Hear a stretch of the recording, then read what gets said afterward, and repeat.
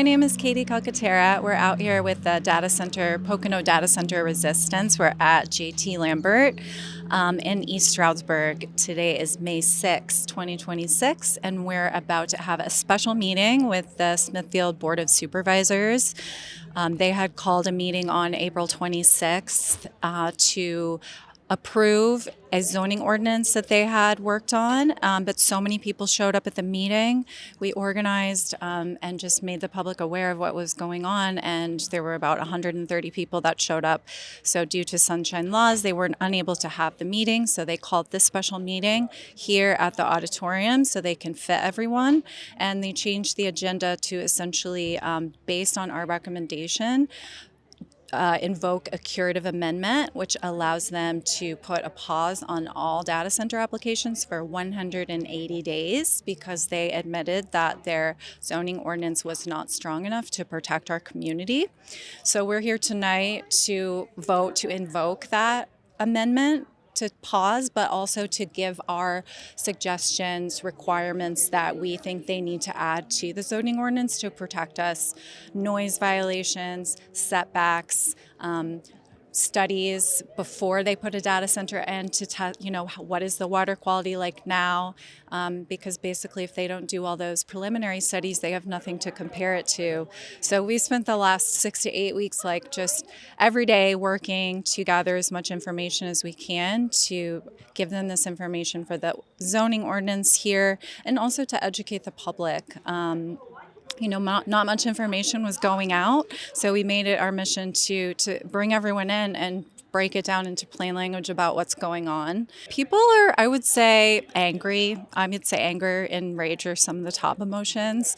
It's very complicated because in Pennsylvania, we're told that we can't outright say no to data centers because we have to provide a zone for them to be in. And yes, that's true, but we need to be working as hard as possible to make it as hard as possible for them to get in at any location.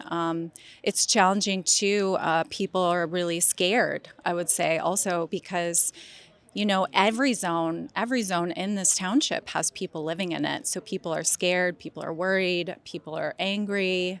They're worried about our environment, our water bills, our electric bills, our future generations. We only get 3 minutes for public comment, so we've actually come up with a list of 57 different requirements that we are suggesting the board add to this zoning ordinance during this 180-day pause.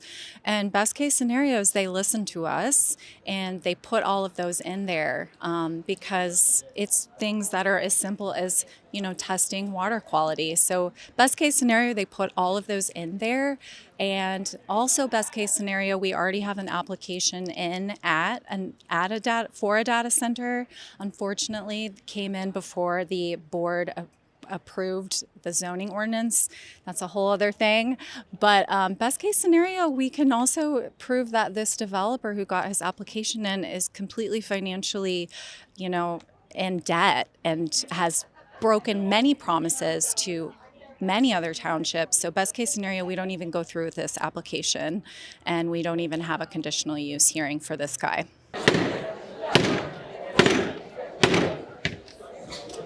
Good evening. This is a special meeting of the Smithfield Township Board of Supervisors. Please join me in reciting the Pledge of Allegiance.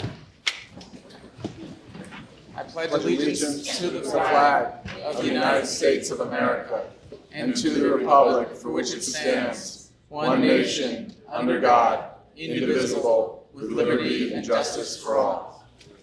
Members present include myself, Chair Jacob Pride, Vice Chair Robert Levenheim, Supervisor Michael Albert, Administrative Coordinator Jessica Hodge, Township Manager Julia Heilica, Engineer John Tressler, and Solicitor Ron Karasak. Thank you all for coming. Before we begin, I want to set a few expectations for tonight's meeting. Public comment will be conducted in accordance with Resolution Number 602, which governs the maintenance of order and the conduct of public comment at our meetings. All speakers must be recognized, state their name and municipality, and provide comments in a respectful and orderly manner. Each speaker will be limited to 3 minutes. Time may not be donated or transferred to another speaker. Public comment is not a question and answer session, though the board may ask clarifying questions if needed. For tonight's meeting, we will prioritize public comment from those physically present, followed by those participating via Zoom. A sign-up sheet was utilized in the lobby, and speakers will be called in that order. Township Manager Julia Heilica will call the next 5 speakers on deck, and there's a seating area there, and that will allow us to keep the process moving efficiently. Once a group is concluded, we'll proceed to the next group. In order to ensure that we have accurate minutes, we ask that there be no crosstalk or interruptions while others are speaking. Please also be aware that this meeting will conclude at 9:30 p.m. so that we may properly break down equipment and vacate the facility on time. We thank the school district for their partnership. We will do our best to hear from as many individuals as possible within that time frame. If necessary, we can continue the discussion at a future date to be announced by the end of this week. Speakers are expected to follow the established rules of decorum. Any individual who disrupts the orderly conduct of the meeting after being duly warned may be asked to leave. I also want to take a moment to acknowledge that we are all human beings. We all live here. The members of this board share many of the concerns that have been expressed by the community, and we take those concerns seriously. We are here to listen and to conduct the township's business in a respectful and professional manner. It is important to clarify that the purpose of tonight's meeting is outlined on the agenda, which is focused on considering resolution number 621 to invoke a municipal curative amendment and to receive public input on that matter. This is not a hearing on nor a decision regarding the conditional use application for the proposed data center at Smithfield Gateway. That is a separate process that will occur in accordance with applicable law, likely here.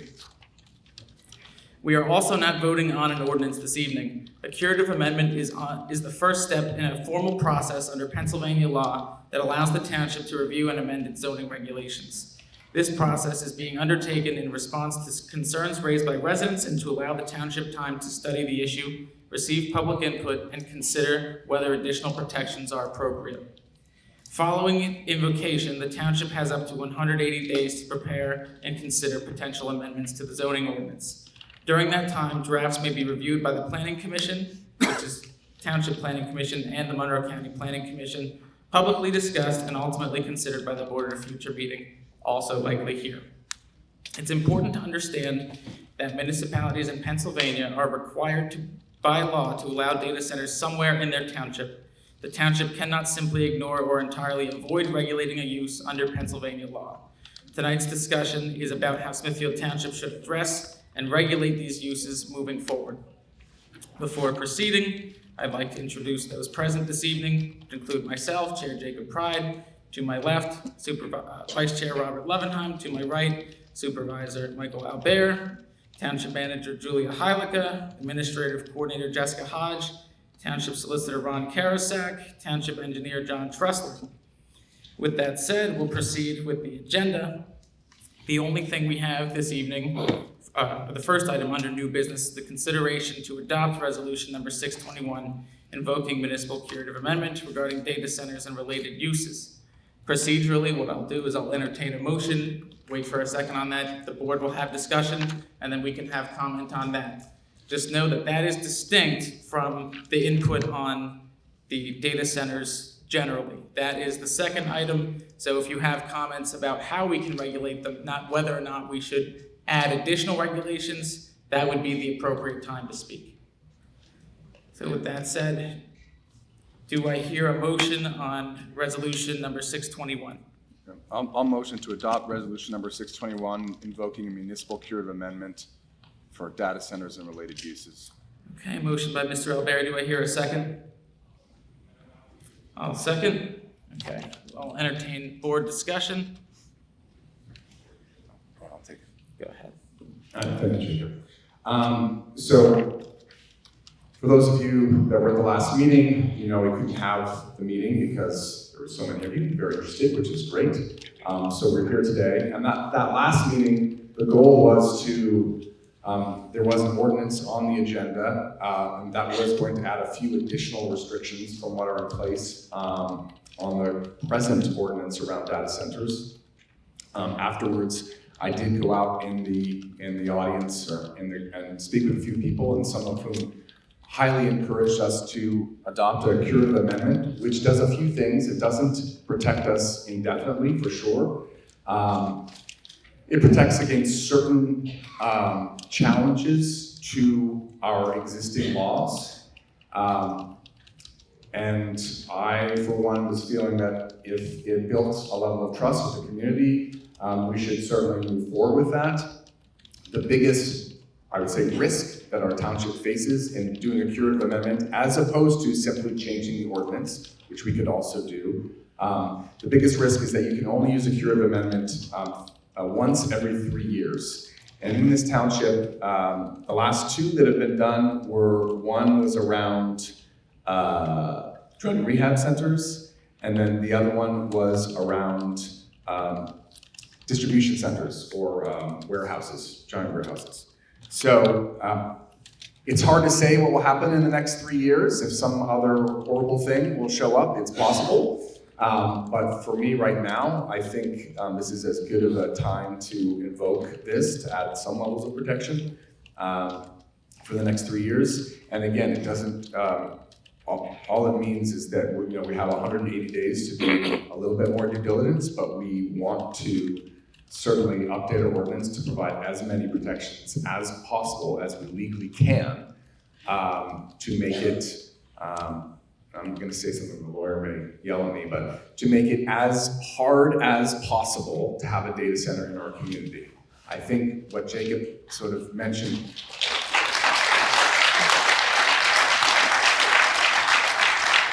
what Jacob mentioned before is true, and I know I'm not putting you on the spot, Tara. I know we have some state representatives that might be able to shed more light on this, but effectively as municipal elected officials, we do not have the power to eliminate a use 100% from a community.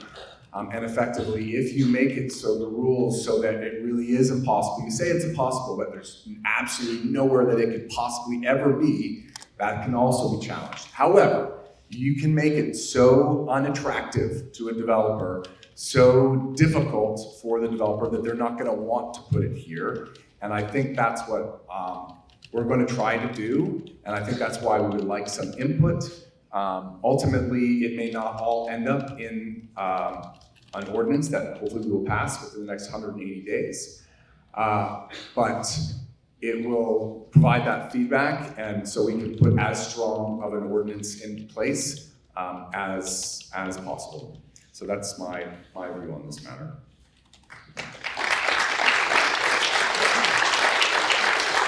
Just to add my piece, obviously, I seconded the motion. We originally had about 3 pages on the books for this use a couple of years ago. And when the distribution center craze started, we knew this was our next target. So we added 11 pages to that, and now we have a 14-page data center ordinance. So what we're talking about is not necessarily changing those requirements, but adding additional requirements onto that. That says it for my piece. I think Supervisor Albert put it very well. Robert, do you want to use this one? No, I can get this. Thank you. I'll stand up so I can see everybody on both sides here.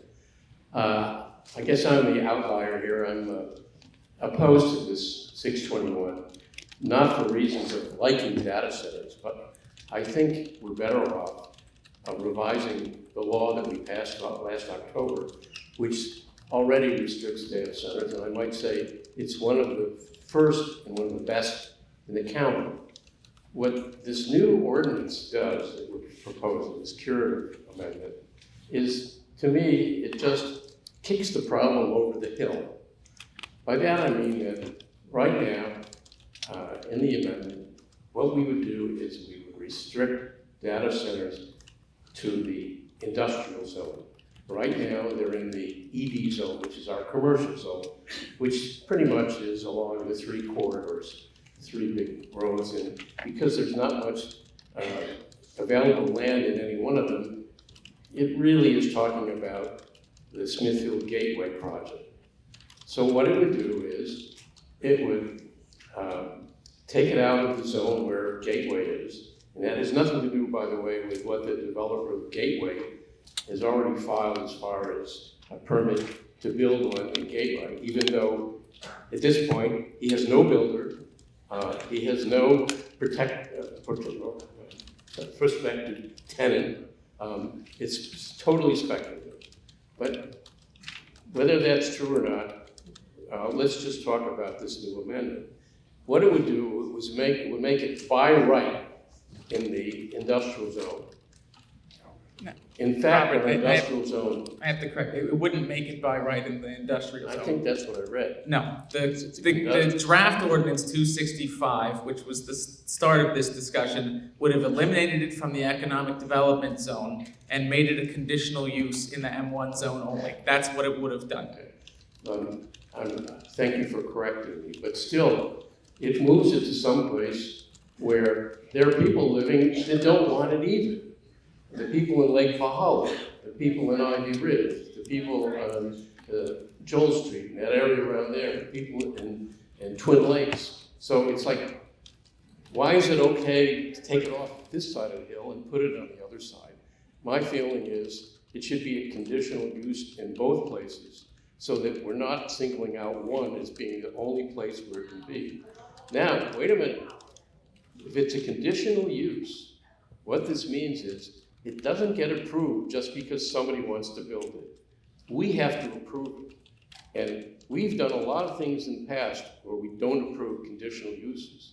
And finally, we have one thing to fall back on in not approving conditional use, and that is, by law, we are the protectors of health, welfare, and safety for the health, welfare, and safety for the entire township, which means we can invoke any one of those. And we've gone to court before and won, saying this is something that's against any one or all of those things. So my feeling is this: what we should be doing, and by the way, maybe our solicitor here or our engineer can tell you more about some of the reasons, but we should be taking the ordinance that exists and amending that, and I would say do two things. First of all, as we've said, make it only a conditional use. Secondly, restrict the size of these data centers to no more than 50,000 square feet. Right now, they can be 1 million square feet or 250,000 square feet. No one wants to build one that's 50,000 square feet. That's about the size of the giant store over by Walmart. It's much, much too small. Maybe in 25 years, when data centers are the size of our cell phones, maybe they'll build a small one. But right now, it restricts them in a way that nobody would want to build here. So that's why I'm opposed to this, but I'm not opposed to anything we can do to make it much, much harder and hard as possible not to build data centers in Smithfield. Thank you. Just to be clear, adopting Resolution 621, which is the curative amendment, doesn't stop us from doing all the things you just said, Robert. We can still do all that. We can still modify the existing. What it does is it creates the ability for us to, it doesn't create an all-out moratorium, but it keeps people from challenging the legality of your current ordinance. That's how I understand it. For a 180-day period. Hold on, let me just finish. So the next point on the agenda is exactly what you said. And I mean, I've got a bunch of ideas. We've seen 1,000-foot setbacks from residential zones. Right now we've got a 200-foot setback. So make it a 1,000-foot setback from residential zones. There can be things where you mandate a closed-loop cooling system.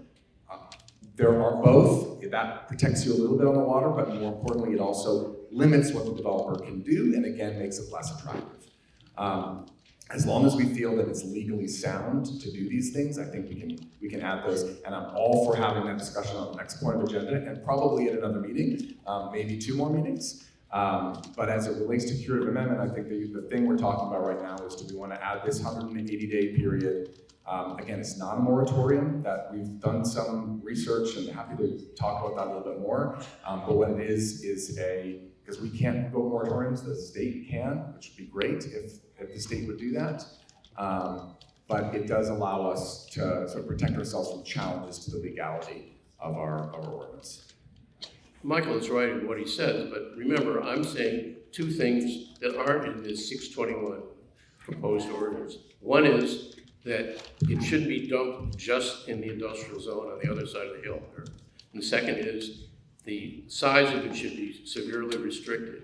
We could put those in either of these amendments and we could get away with it. But I would also like to hear from our counselor here, because there are questions about the legality and the challenges that could come from either a curative amendment or a regular amendment.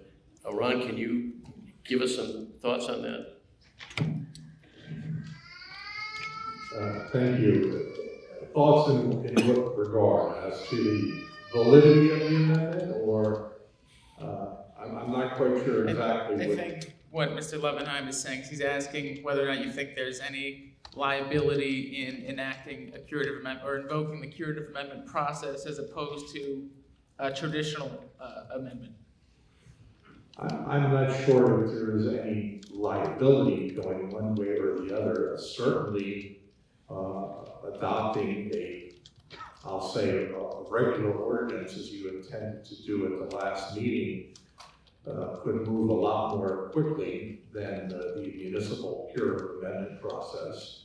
Although you have 180 days in which to act, you don't necessarily need to take all 180 days. So I'm not sure if there's much of a difference other than the municipal curative amendment allows someone to be unable to challenge the ordinance on an invalid basis. So someone can't say, well, your ordinance is invalid because you don't provide this or you don't provide that. The municipal curative amendment basically says, all right, we understand that, we're doing our best to make sure that we correct that error, and then at the end of that process, the township can reaffirm the ordinance and say, you know what, it was never bad, it was okay. Or it can make changes based upon the discussions that were done. So, Okay. I'm not sure if there's a big difference, but there is some. Well, I think it makes sense to go this route. Just before we would entertain any public comment, the public comment on this would be specifically whether or not to invoke that window. That's different than the additional input on what regulations you'd like. So for efficiency's sake, we can keep that minimal on the resolution itself, unless anyone has any comment on whether or not to invoke the resolution. Okay, hang on. Vicky, I'm gonna have you come up to the... Hi, my name is Vicky Osgun, resident of Lake Valhalla, over 20 years. I do side with Mr. Levenheim regarding about working on the amendment that you were gonna pass ordinance 265, but there was some stuff that I think it was unfair on that ordinance that did not pass, slashing the ED and leaving it at M1, where there is more residential areas there, lake communities. You have Smithfield Village, you have Burgess Acres, you have Joel Street. We're more rural, forestry, lake communities, wetlands versus the ED, which is no offense. I know there are R1s there too, but that's more like a commercial zoned area. So what I'm just saying is I think you should consider and revisit and not pass your curative amendment. Just to be clear, that we can take the input on the ordinance itself at the next item. This is just whether or not to invoke the resolution that we're voting. Well, I'm against the resolution, to make it clear. That's the curative amendment. Yeah. It's not what you just talked about, though. This resolution invokes the 180-day period in which to change the ordinance. The resolution doesn't identify what the solutions are. So opposing the resolution means opposing the 180-day legal period where we have to enact a change. Okay, what I'm telling you, I'm against what your resolution that you're passing. All right. That's what I'm just saying. Okay. That you could work with the regular ordinance amendments. Okay. If you want to comment on whether or not to invoke the period, I'm going to ask the next, I don't know. We have seating here just so we can do it orderly. If you want to line up just to make it a little easier. We did have a sign-up sheet for the general input, and we'll still do that for that one. But just for the sake of being efficient here, you can line up over here, these couple of seats. And the same 3-minute rule and all that applies here as well. Okay, I want to speak directly to anyone who doesn't understand what the curative amendment is. They still have to. We just need you to state your name. I'm so sorry. My name is Lauren Jones-Rabbit. I'm a resident of East Stroudsburg Borough. So the curative amendment is something that everyone would want because that gives a 180-day pause so that the ordinance that is not good enough for you or for anyone can be more strictly looked at. And we can actually ask and request more about what that, we can have recommendations. Without that, they're just going to do it, and then you'll have like the 200 feet setback from your house anyway. So you would want that. So just that's something to consider. Yeah.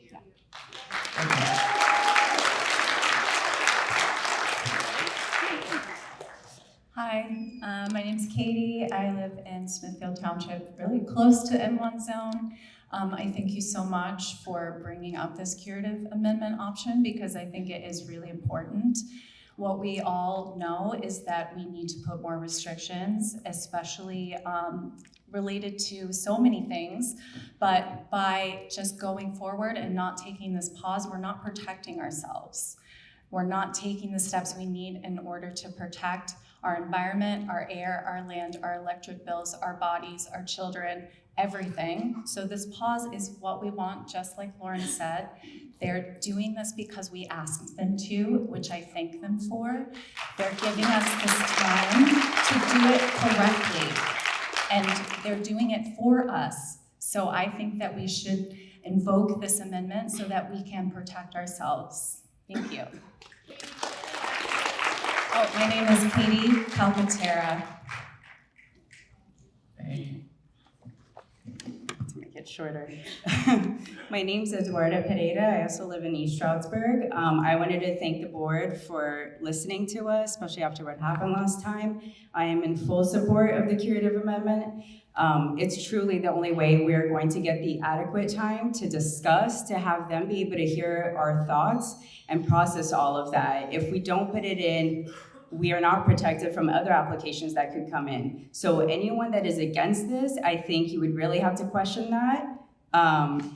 Yeah, I'm not gonna say anything further, but I know that people have been talking off the record.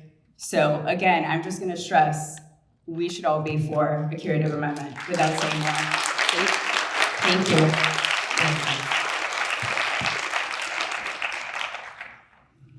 Hi, Keith Robinson, Stroud Township, and I'm supporting the curative amendment to give you guys more time, the town more time to adjust the ordinance, take in more public comment. And I also think it's very important that we all get the state involved so the state has some more regional plans. They don't let every town deal with it on their own, which is a recipe for disaster. And if we can have regional plans where we have regional electric grids, water supply issues defined, and we don't overbuild on these data centers, but they're done in a smart way, let's kind of make that push a political objective in the next 180 days. Thanks.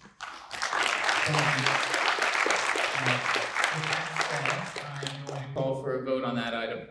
All in favor of the resolution 621 invoking the municipal curative amendment regarding data centers and related uses, say aye. Aye. Aye. Opposed? Yay. Okay, motion carries 2-1.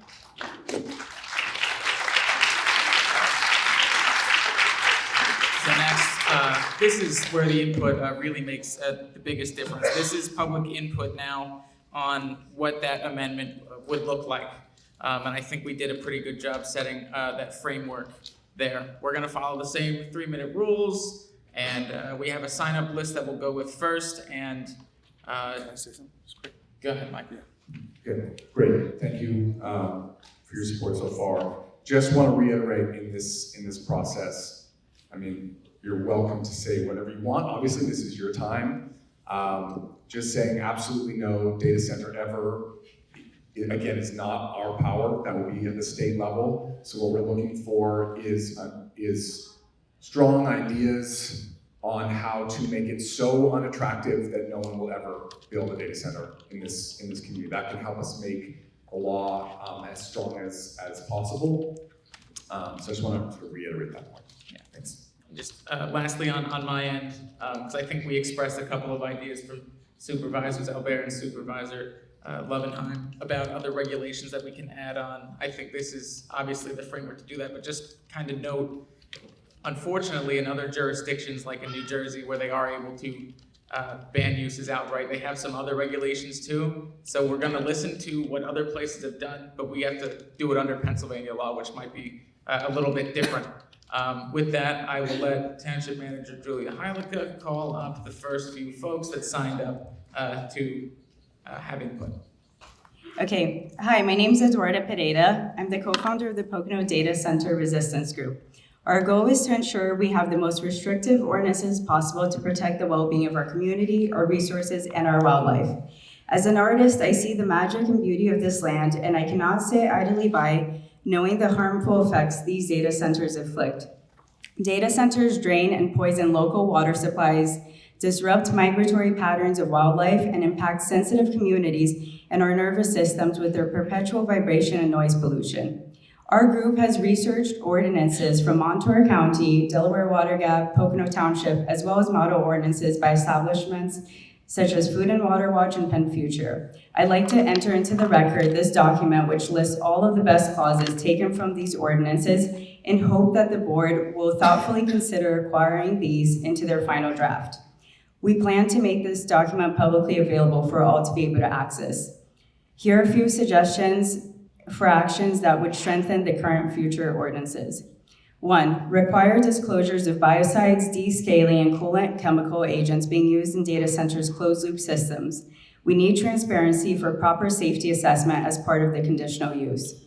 2, private water is not protected like public water, and the burden of testing falls on the people. This should not be the case. Require studies of impact on how shallow aquifers and how it will affect nearby wells. Consider banning private water usage unless third-party testing of residents' wells are consistently monitored and incurred costs are paid by the developer. 3, Township needs to define a plan for these centers in regards to droughts. We need limits set preemptively and penalties fined for violations. Would their daily water limit be reduced if the water line at the source, for example, the river basin, drops below a certain point? 4, the heat component is also missing. This needs to be added to the ordinance, perhaps in the form of a study regarding the heat emitted in the air. In some places, they are also causing heat islands, increasing 16 degrees up to 6 miles away from the site. Also, it is important to address blow-down water discharge from closed-loop systems into our rivers and how the temperature increase would impact our aquatic species. To close, I'd like to remind everyone that PA's Green Amendment, Article 1, Section 27 states that the natural resources are common property of the people and our elected officials serve as trustees and have a constitutional duty of prudence, loyalty, and impartiality to conserve and maintain these rights and resources for the benefit of all people and future generations. Thank you.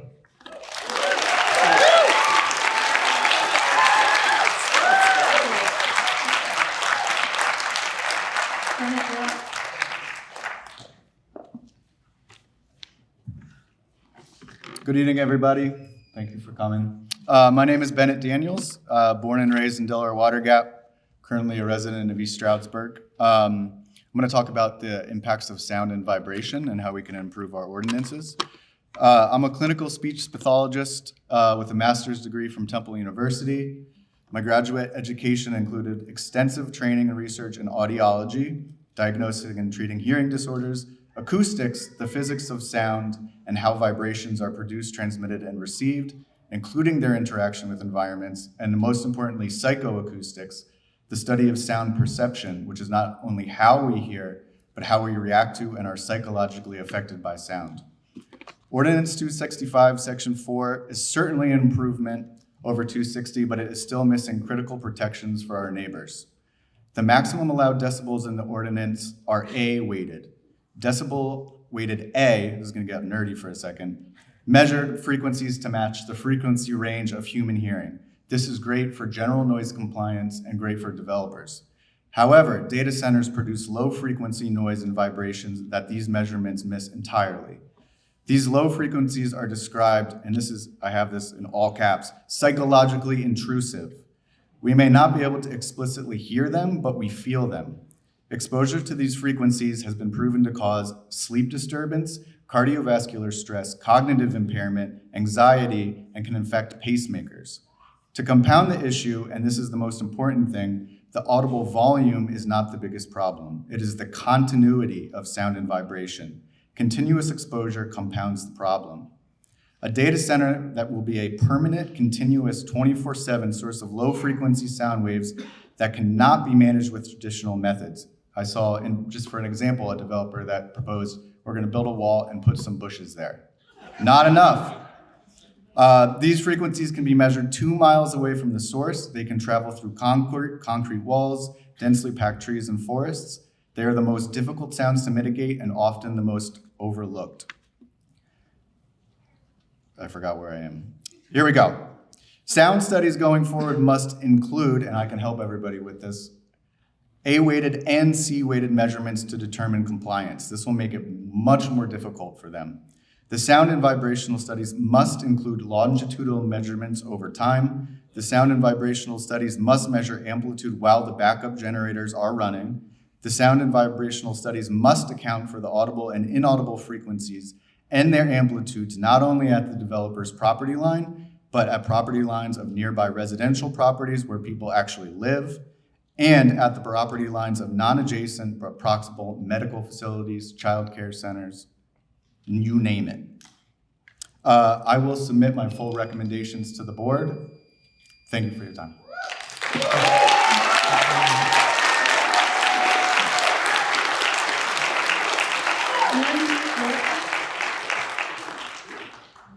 Hello, everyone. I apologize. I do not have a prepared statement, but I will show you. Oh, my name is Ann Leachy Nicholas, and I live in Smithfield Township.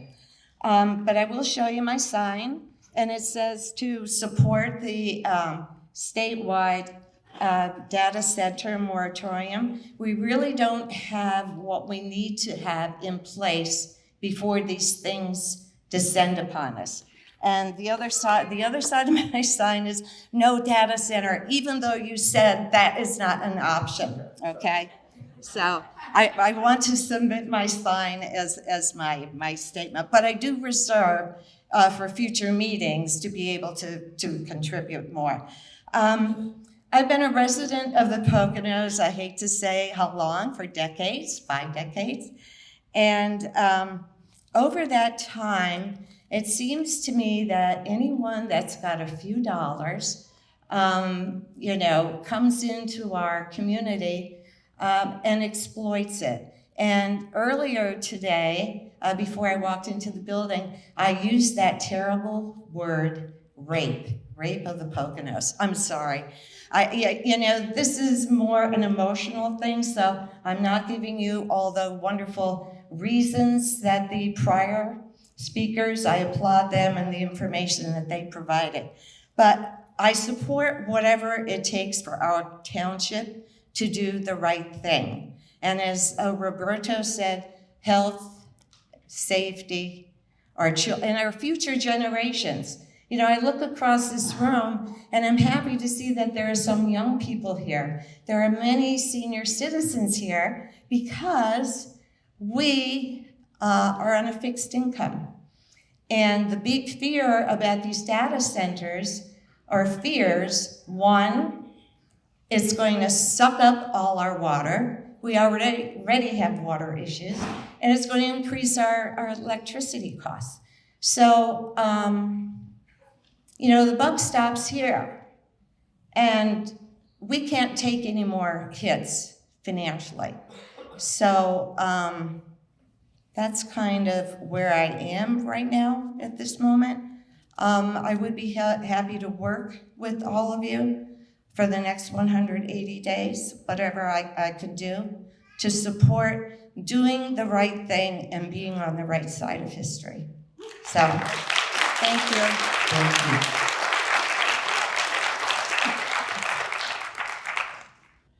Hi, I'm Maryanne Freebie. I live in Lake Valhalla. I've been there about 30 years, but I'm born and raised here. And I've been a manager of most of the larger resort and homeowner associations, communities throughout Smithfield Township, Middle Smithfield Township, Pocono Township. So I think we have to decide what we want to be. We have always been, in my mind, and maybe I'm nostalgic and a little romantic, this is a beautiful national recreation area. We took pride in the beauty of this area.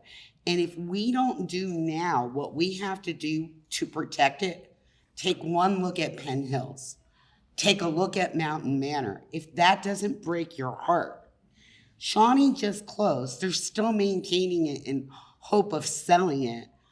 But the timeshare, that is, Shawnee Timeshare, which I also ran. We have to decide what we want to be. I don't think we want to have data centers. We don't want to have warehouses where we warehouse human beings. And that's gonna follow right behind this.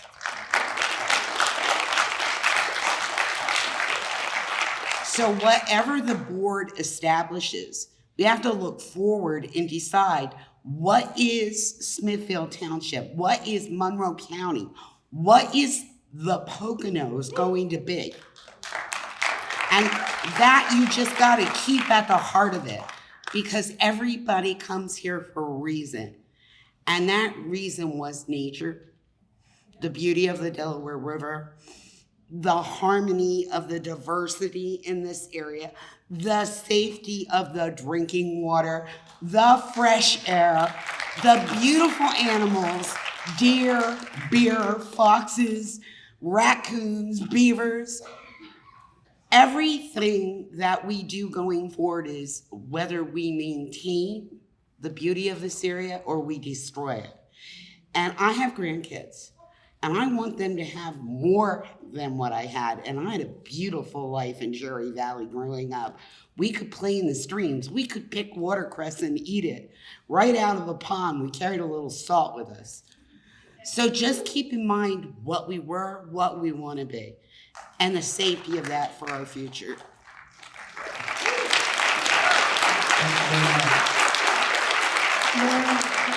Hi, I'm Lauren Jones-Rabbit. I live in East Stroudsburg Borough. And I just want to emphatically state again that obviously no one wants this, not anywhere.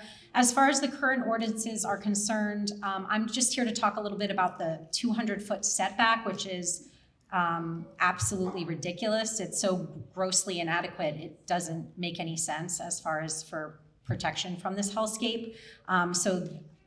It would be laughable if it wasn't so detrimental. We know that distance alone is not the right starting point for this. The real issue is performance. So what impact this facility would have at the edge of its property and how transparently that impact is defined, how it's measured and managed over the full life cycle of the project if it must go through. Hopefully it won't. I don't know what we'll do if it does. I think we'll have to do different measures at that point. We already know the answers to the questions based on other data centers where rare clusters of cancer clusters are being linked to their presence. That said, since we're making these ordinances stronger, hopefully in the next 180 days, hopefully we can do that 1,000 foot that you mentioned from any boundary, but that means not from the actual residential map boundary, but measurements from actual homes and sensitive receptors, which that means urgent care and St. Luke's could fall under that, child care could fall under that, and the vulnerable people at Shawnee Ridge and any of these communities, because we're all vulnerable to this. This 1,000 feet needs to include accessory construction as well. That means generators or anything that they decide to build. Montour County has already passed this, so it shouldn't be a problem at the very least. This means that the developer must clearly define the expected effects of the facility on the surrounding community before any approval is granted. These effects include sound and frequency levels, cooling systems and backup generators, light spill and nighttime operations, air quality during the generator testing, visual impact, and any potential vibration or thermal effects. As we know, some of these places, it's like three degrees higher. So anyway, transparency at this stage is essential. So we need reports given to us, and maybe the ordinances could be defined in such way. The other part of it is the reason we're here at all, that we needed this curative amendment. You guys knew you could do this, and you didn't, in part because of lack of transparency. We didn't get that transparency, and that conditional use application could happen anyway with a person who you know isn't in financial good standing. The school district has a $6 million TIF. That means power brokers in the community, they, like the superintendent and the school board, they have almost like a, that they would want to continue this because he owes them $6 million. So understand that and go to your school board meetings. I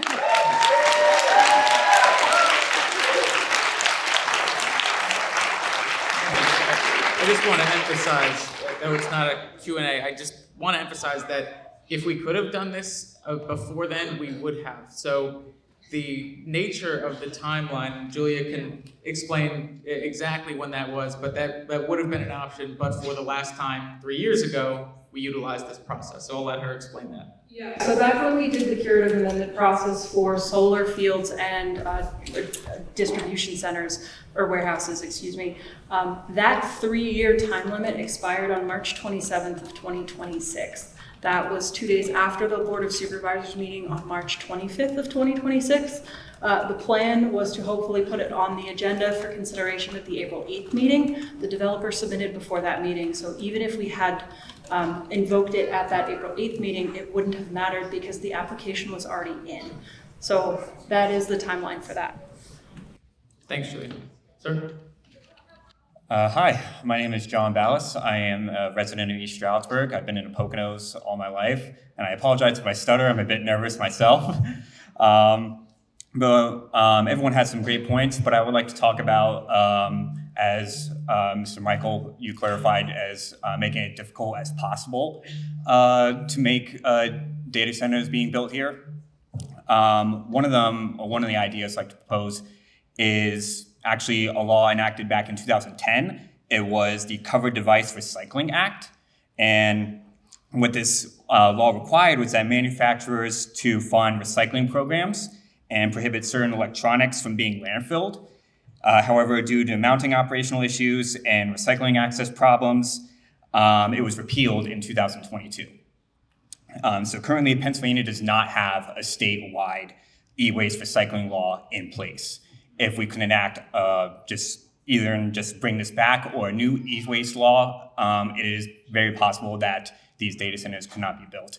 Now, I know the younger generation out there, they know the immense cost of building your own PC. CPUs, GPUs, RAMs, their prices are out of control. And so if we force them to regulate these high cost CPU, GPU, and RAM parts, it's possible that they don't want to build an AI data center here. So thank you.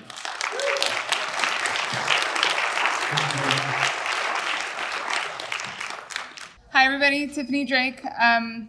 I'm one of 3 homeowners that actually lives in the M1 zone at the airport.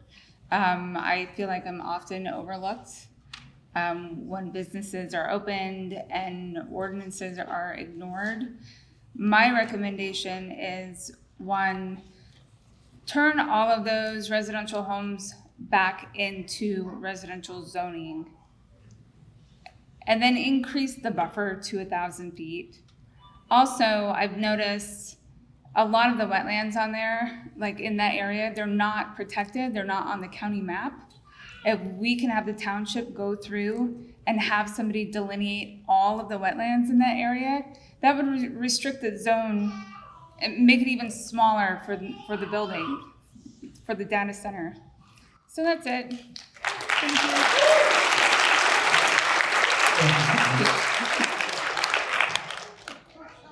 Hi, my name is Janice Medwick. I am a resident of Smithfield Township for 37 years, living in Lake Valhalla. I'm the president of Lake Valhalla HOA. And I've spoken before to the township, and I'm just here to represent 297 people in my community, many of whom I've spoken to that are not happy at all with the changing from the ED to the M1, only because for the same reason that everyone has been saying, we are a small residential area and it will affect our community, I'm going to say, pretty seriously. We have right now that we're aware of, we have 4 endangered species animal and wildlife in our community. We have the bald eagle, we have the blue heron, we have the bog turtles, and we have river otters. We also have beavers, we have, our beautiful deer and fox, just like everyone else is talking about, okay? My concern is data centers with the frequencies, the noise, everything involved in it, from the possibility of cooling towers, you name it, the whole idea of a data center. It affects the migratory patterns of our animals. It affects the reproduction of the animals. I have read several reports where located close to a lake area, which literally we're talking about approximately 200 feet from our lake. If it was to go into that area, the airport area, we're gonna find our fish floating dead on top of the lake. It's well documented, well noted. We're concerned about just in general, the entire aesthetic look of it also. I live on top of the mountain, and I call on top of the mountain, on top of Lake Valhalla in the second part. And right now with Vigon that went in, when I look at my window at nighttime, I have this view of this huge, it looks like a warehouse lit up like a Christmas tree 24/7. Now I know that we have lighting issues where, it has to be lowered at nighttime. But I'm telling you, look at my window, it looks like something, I used to have a beautiful view of the Shawnee ski slopes to the left. I can't even see it anymore from the glow of that. I can't imagine more lights being added to it, plus the noise and the destruction of our beautiful area because of the data center. So I just would like to go on the record as saying that Lake Valhalla is completely against data centers going in our area.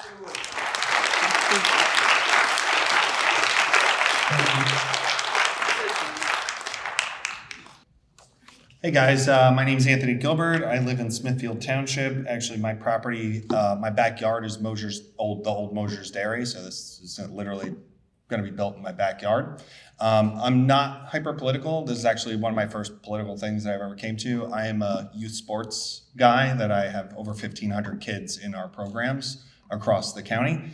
I have a pleasure of owning 100 acres in Mount Pocono in one of our summer camps. I had a really great culminated thing that I put together, but you guys sound like you are looking for reasons to not put it in, so to put it in the ordinance. So I did some quick research and kind of went through, so I have a list of stuff. I have, it seems like you guys are trying to convert the M1 to get that to be, but it seems like it's light industrial, that's purpose.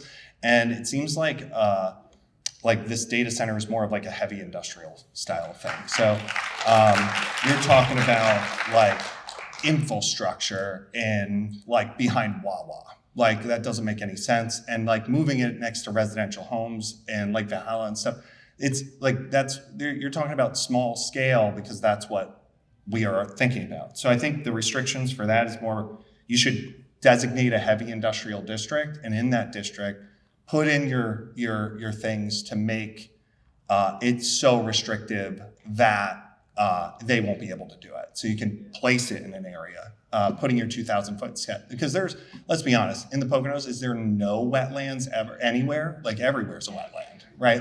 If you my family was involved with building for a really long time in Mount Pocono. There is no place that is not a wetland, right? Send it to Jersey. All right, anyway. So some other things is maybe setbacks for tourism. People don't leave the city, which is giant concrete buildings, to come to the Poconos to see more concrete buildings. They want to see, the Poconos is known for the wild and woods and stuff like that. So maybe I would also say square footage caps, because there's phases, megawatt caps. So like that energy, like caps and that's a way to limit it, because they're notorious for like, oh, okay, I got this 50,000 square foot thing in, but now phase 2 is this other 50,000 square foot thing.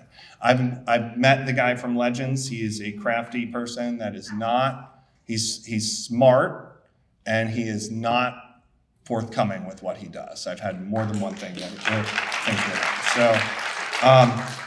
So I would, those are the things that I would recommend kind of looking at, is the H1 district, like a heavy industrial district, because that's not what M1 or commercial is. Commercial is supposed to bring value to your community and to the people around you. Thanks.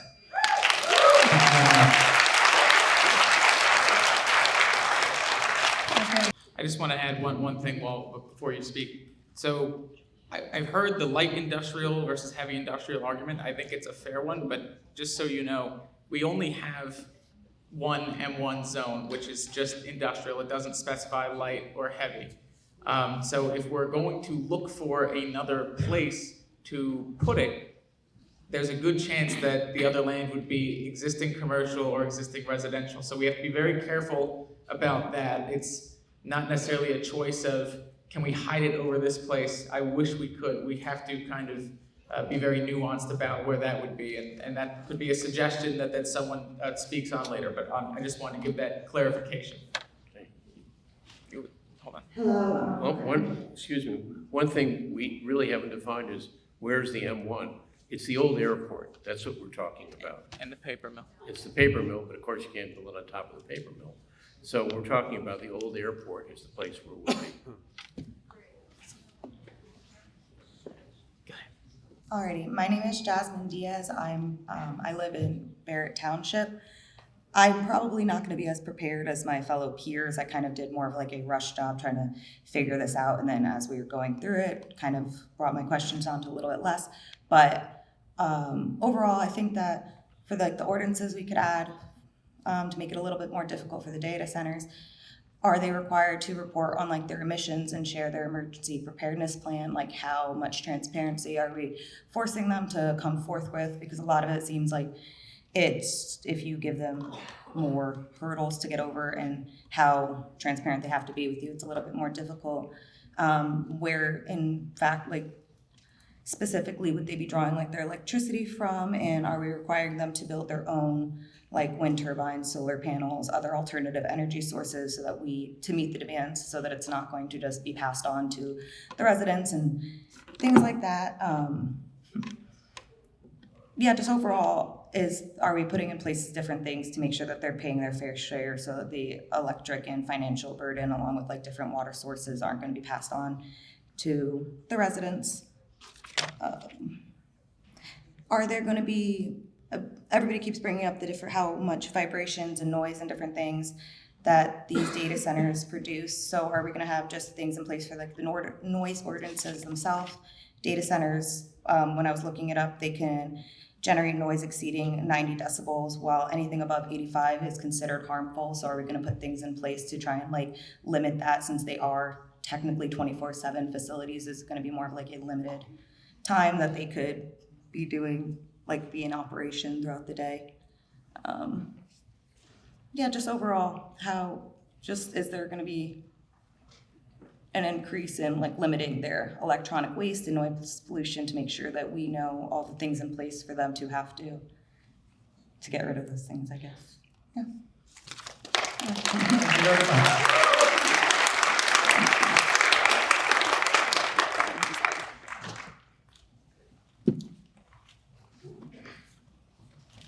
Hello, my name is Ian Kari, and I live in Delaware Water Gap. Thank you to the board for hearing our comments, and thank you all for coming. I've come here tonight to speak about water usage of data centers and voice my concerns on the general impact of these centers. With regard to Ordinance 260, I would like to see a larger area taken into consideration when conducting water feasibility study. Right now, the ordinance declares 1,000 foot in all directions for the property boundary. I'd like to see that increase to 1 mile.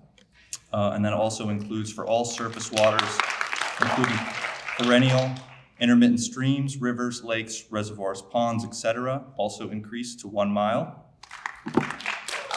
I would like to propose that applicants shall provide proof of review of approval for water withdrawals of 100,000 gallons per day or more over a 30-day average for any source of combination of the Delaware River Basin. In addition, Ordinance 260 requires detailed water feasibility study, but only if the applicant uses non-public water. If the applicant, to my understanding, if they produce a letter from the Broadhead Creek Regional Authority saying they will provide the water, that entire study will be bypassed. Given that this region's water and wastewater infrastructure is already under stress, as American Water acknowledged at the Department of Environmental Protection permit hearing this a few weeks back, a single letter from a water authority is not sufficient protection for this community.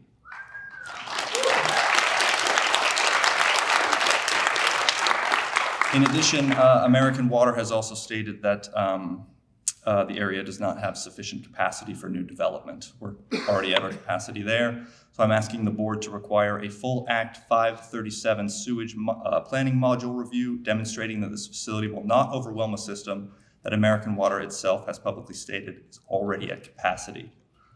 And finally, regarding the decommissioning clause, I don't know if there's an escrow account already set up for the decommissioning, but I'd like to request that one be required so that we can ensure that the money exists to demolish the data center when it is no longer being used.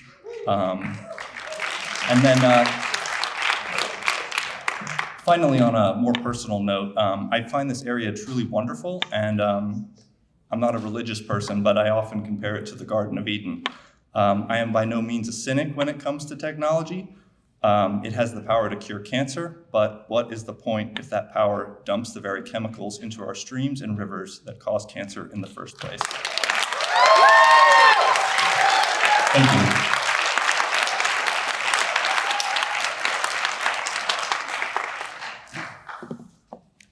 Okay, I'm Pete Cullen, also a member of the Lake Valhalla Association. I'm a transplant, hopefully a good transplant, but I moved here because of the beauty of the area about 14 years ago. And my property, and again, not my backyard, I'm not one of those people normally, but I'm concerned about the more global effort there.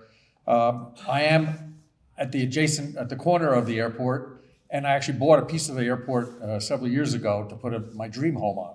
And with this coming up now, I'm changing my plans. I mean, first the airport shut down, and now we've got the prospects for some heavy, what I consider heavy industrial.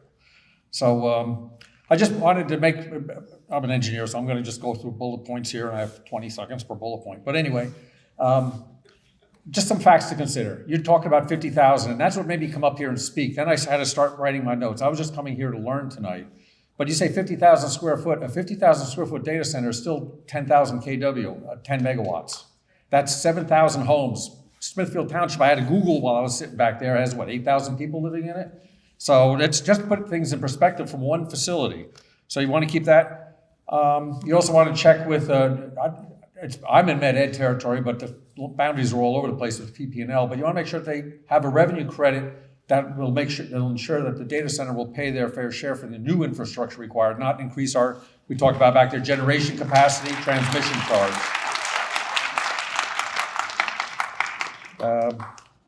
Let's see, the other thing is the data center employment. Once it's up and running, that's not a job benefit. There's not a benefit to the town for that I've ever seen in any of the data centers in Jersey I've seen built. Noise levels have already been taken care of by other people. I do want to say, though, if they build something, you want to make sure there's no grade change, especially at the airport. That's a flood zone. That's why I didn't buy something a little further closer down there. There was something that was more desirable, but it was a flood zone. Vigon, I had to deal with 2 years of construction, banging noises from my bedroom window, listening to that through the woods. Now I can see the lights through the woods, too. But when I went over there to check out what was going on, they raised the area 4 foot, 5 foot above what was there, the existing grade. So that's a lot of grade, and that means more water runoff into my little stream that borders my property into Lake Valhalla, and whatever else runs into it. We talked about stormwater runoff. I appreciate the eloquent statements other people have had before me. But you got to be careful there. They have on-site diesel generation, so there's going to be huge diesel tanks, because they have, by code, if they're a data center, they have to meet all kinds of international standards with big, in case med ed fails, that they have the generation on site and there's enough diesel oil sitting there that there's spillage containment and, talking about stormwater runoff. What else here? At HVAC, they do back flushing and descaling. They have lots of batteries for the UPS systems, uninterruptible power supply systems. There's a lot of hazmats there. Whoa, that went fast. I have a list of more. We'll be in touch. Thank you. If you want to send it over to us or provide something, we'll take it.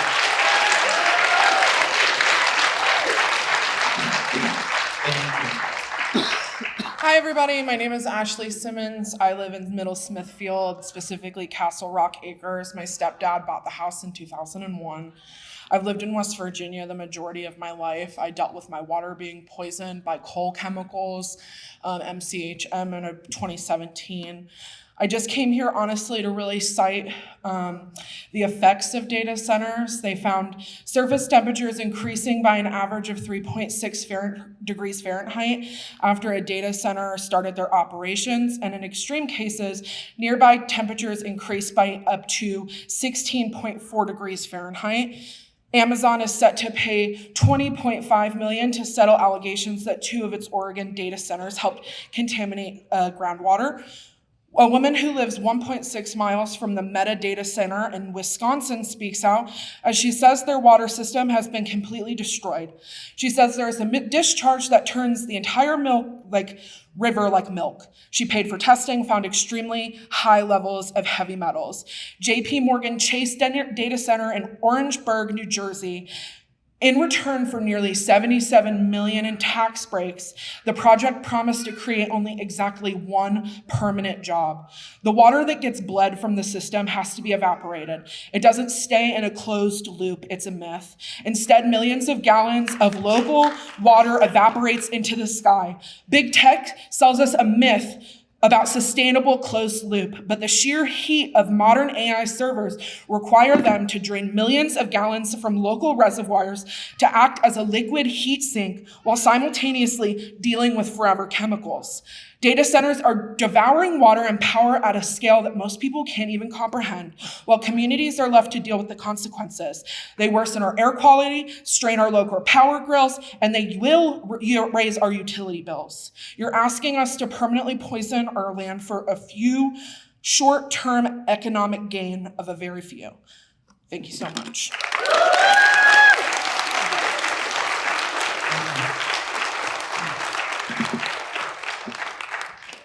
Hi, my name is Alexi Wilczek. I am a resident of Smithfield Township, and I was born here 34 years ago in Pocono Medical Center when it was still called that. A lot of people have some really great points up here, so I'm not going to spend a lot of time focused on those points because they had better data. But as someone who's involved with their county day in and day out, I have to hear about how middle income and low income and homeless individuals are struggling to pay their bills every single day, and already here in Monroe County, our senior citizens are rationing their electricity and their heat in winter time. If we have these data centers in here, if they come in, we're not gonna be able to afford that those electrical bills, and already this is gonna result in deaths in Monroe County, and I can't even imagine how many of them there will be.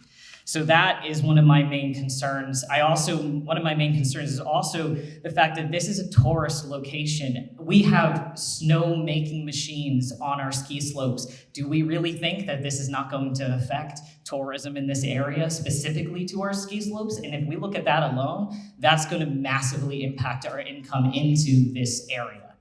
I also wanted to this is less of a data related, but more of a general warning that we need to be this vigilant.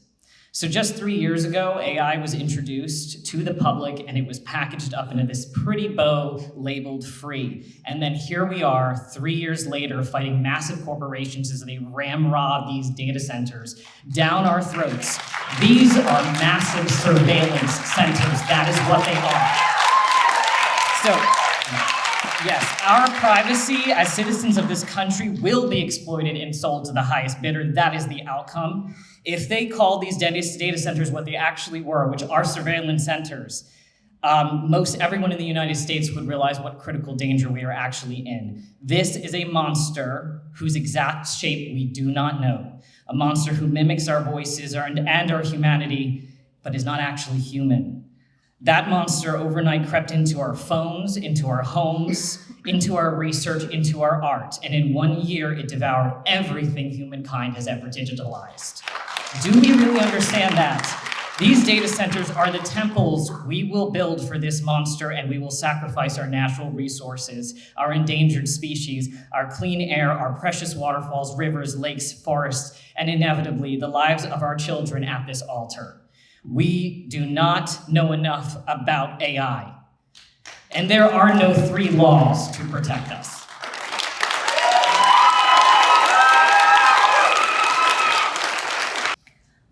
Hi, my name is Kristi Welchek. I live in Smithfield Township, and I'm very nervous, so I apologize.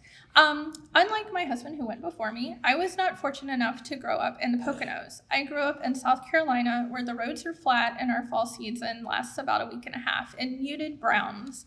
The spring is not as vibrant than the colors we get here. The bright green grass when Earth first wakes up after the cold winter, the true spring green of the leaves as trees shake to life, the pops of pinks and yellows as flowers start to bloom. I am lucky enough to live here now, where the seasons are stark and the full of the year is announced and felt. I moved here partly due to this reason, also because obviously my husband lives here. This is a beautiful tourist town where people come in the winter to ski and snowboard on the slopes, and in the summer enjoy the beautiful luscious mountains and flowing lakes. And here I stand 7 years later after moving here to fight for my home. And I will say this, over my 35 years, I've noticed something about the government and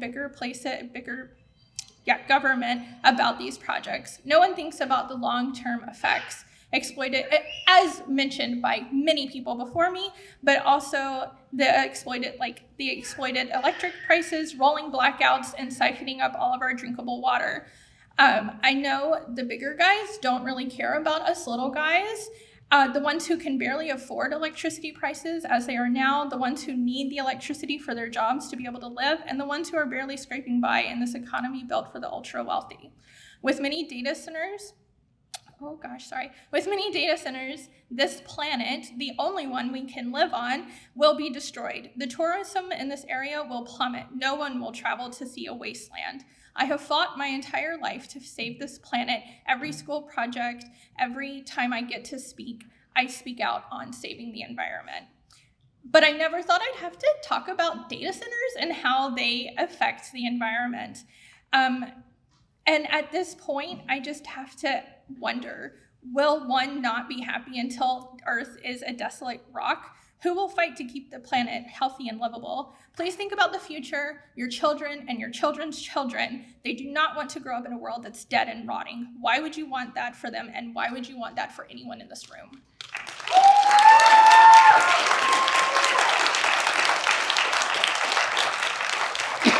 Thank you. And just one thing I want to point out, Smithfield is one of 20 municipalities in Monroe County. We need this kind of level of community input across the county, because it's not just Smithfield, it's not just Monroe County. And I think that, we all need to be that vigilant.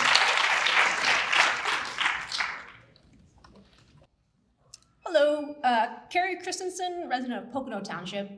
So this is something a lot of you probably have thought of, but do we use AI? Do I use it? Does the township use it? Do we as individuals use it? Because if we are using it, we are basically supporting the very thing that we don't want in our neighborhood. And as was pointed out, if we don't want it in our neighborhood, is it fair to want it in another neighborhood just because there's an industrial zone over there and there's not over here? So it's just worthwhile considering, does the township use AI? Because if we do, then to say we don't want any data centers anywhere is a little hypocritical. Because as long as we continue to use it, there's going to continue to be a need for it. And I realize that one person or one township or perhaps even one state not using AI is not going to get rid of it, because there are many who want it. But if you have billions of one persons or billions of townships not using it, it can make a difference. The other thing I was going to say is, somebody else did kind of bring this up, but when you look up like data centers in opposition to them, you see like, oh sure, maybe it drains wells, maybe it does like contribute to noise that causes mental illness, maybe it destroys wetlands and other wildlife habitat, but it brings jobs. Data centers bring jobs. So I say like, what is one of the main points of AI? It's to reduce humans in the workforce. So how do AI data centers really increase jobs and bring jobs? It's just a no.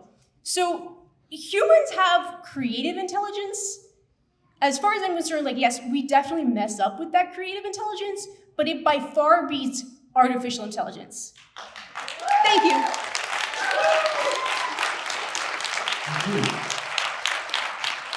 Good evening, everyone. My name's Arthur Zerbly. I'm a newbie to Pennsylvania. I've only been here 3 years. I'm a big advocate against pollution. You could even ask my wife when I go somewhere and I see shit on the floor, excuse my language.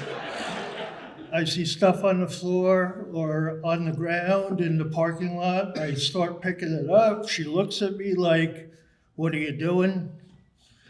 People have already mentioned the pollution aspect of the data center.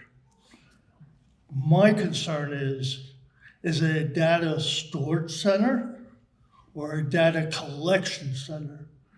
Because if it's a data collection center, it may have access to CCTVs throughout the county. And therefore, your privacy is going to be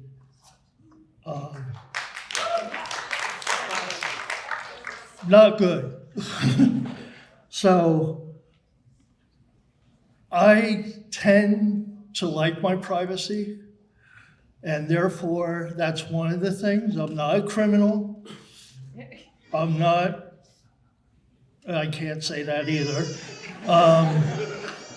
So as far as the pollution goes, I'm very aware that if you want to really have an ordinance against the pollution aspect, especially everybody's mentioning the water use, you could probably take and monitor a company like the Walmart that we have here, see how much water they use in a month, and say that would probably be the maximum amount of water that anyone should be able to use, including faucets, toilet water, whatever.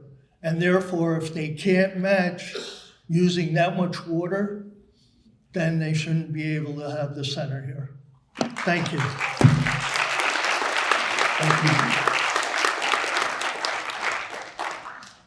Hi, I'm Lucy Zerbly. I'm the wife. And we've lived here 4 years, not 3 years, but that's what a wife does, right? Correct the husband? Anyway, I was gonna say pretty much everything that everyone else said.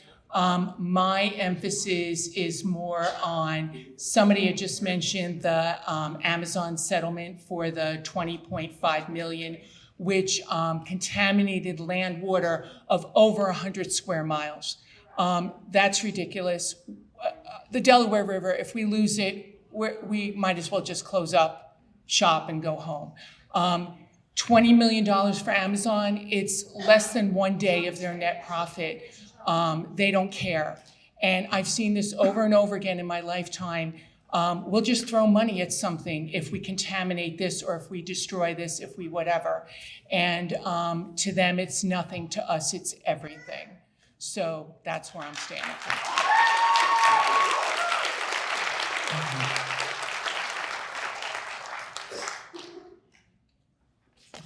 Bruce Eaton, East Stroudsburg. My wife and I moved here 3 years ago to East Stroudsburg because we moved out of northern New Jersey, where we know all about light pollution, air pollution, and noise pollution. And the 200-foot buffer is a joke. So if anybody believes 200-foot buffer is going to help anything, don't believe it. All right? My point tonight is nobody's talked about this. Last year, off the coast of Ireland, a cargo ship carrying electric vehicles caught fire. It burned for 13 days. The only way the fire went out is it sunk in 2.5 miles of water. It takes 30 to 40,000 gallons of water to put out an electric vehicle car fire. That's all over the country, that's fact. What happens to these data centers? They're lithium batteries that run it. They're diesel generators that run it. That catches fire, you're gonna have an environmental disaster here. Who has a fire department in Smithfield Township that's qualified or even can handle a fire like that? Nobody. Where are they gonna get the fire departments? Is the developer gonna pay for the specialized training? No, we don't hear anything about that. Are you gonna bring in training from the county, the state? How many fire departments are gonna have to come in here when you have multiple towns coming in to put the fire out that may not be able to be put out? I have 4 words that come to mind when I think about this. It's an environmental disaster. It's 3 Mile Island and Chernobyl, minus the radiation, maybe.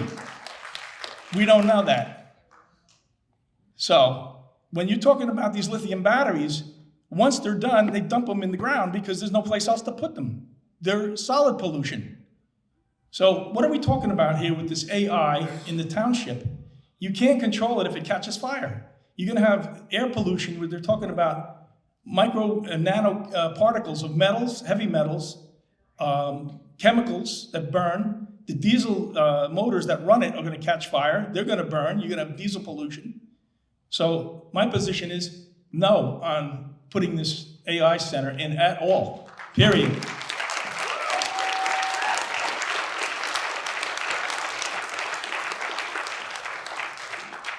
Okay, Keith Robinson from Stroud Township. Thanks again for letting us give our comments on your proposed regulations or ordinances. I think it's important that we define 2 overriding principles in dealing with data centers. One, if I can think of it now. One, that our first interest should be to protect our residents, our resources, and what we have in the township now. You have an obligation to protect your residents. A data center will not be in the best interest of your residences or your businesses in the town. Secondly, I think not only Smithfield, but Monroe County should have the concept that they're gonna fight like hell to keep them out. That you're gonna do whatever it can to prevent data centers in this region because we don't have the resources to support them. So that's kind of my thoughts and overriding principles. Secondly, with regard to some of the details of your ordinance, I would agree that we need a buffer of at least 1.5 mile to 1 mile. I would recommend that you have economic analysis incorporated into the planning process so that the town and its residents know what the economic impact is to houses, communities, centers, businesses in the area. I would recommend that you have an unbiased sort of review, a panel of experts to review any documentation reports that the developer prepares, because a lot of times consultant reports just give them what they wanted, what you want to hear and what they want to hear, and it's hard at the township level to know where the good science is and where it's lacking. So because of something like this having such a big impact on the town, that you convene a panel of experts to review this stuff so you have the best information to make decisions.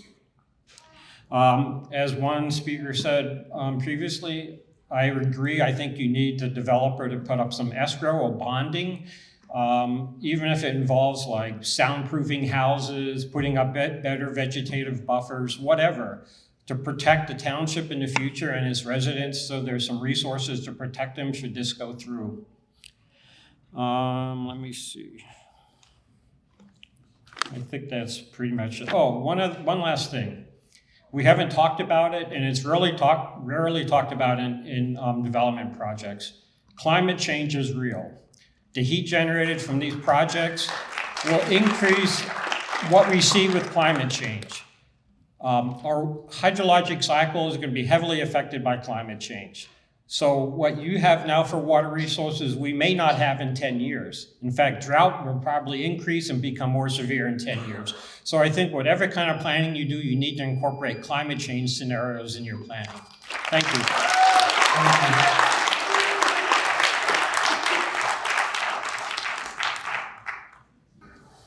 Good evening, everyone. I echo everyone before me. Just want to add my 1 or 2 cents. My name is Ivan Rivera, and I just live up the road from the proposed site.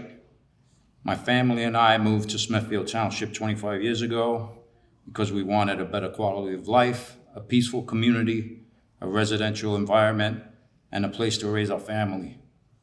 I also want to be clear. I work in data centers. I understand these facilities, how they operate, and what comes with them. Because of this firsthand knowledge, I can say plainly that I want nothing to do with living near one.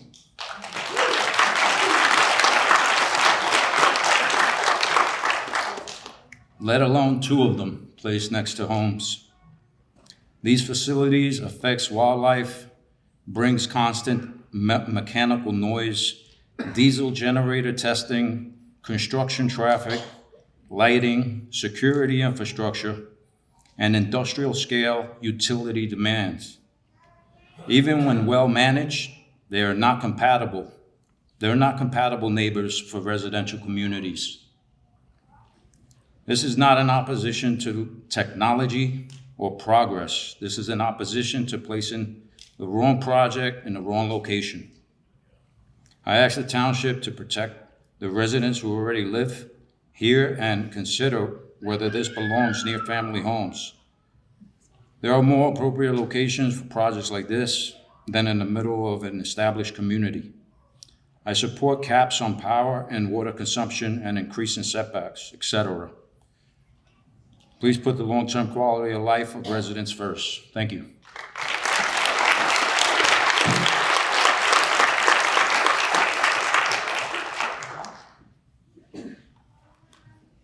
Hi, I'm Anastacia McAtee. I live in Price Township in Henryville. And I just want to mention, it's really crazy to me that these corporations they've already taken over our towns. If you look over Tannersville, Barnesville, there's a whole bunch of places that we do not need there. I don't need another Wawa, for example. They're building way too many of those. I also think that, especially with how much access everybody has to this, AI is not sustainable. Everybody has access to it. That's so much water being wasted. And where is it gonna go? What are we gonna do with it? I think we should be pushing as much as possible to stop this from happening. Thank you everyone for showing up, by the way. I think this is very big and important, and thank you.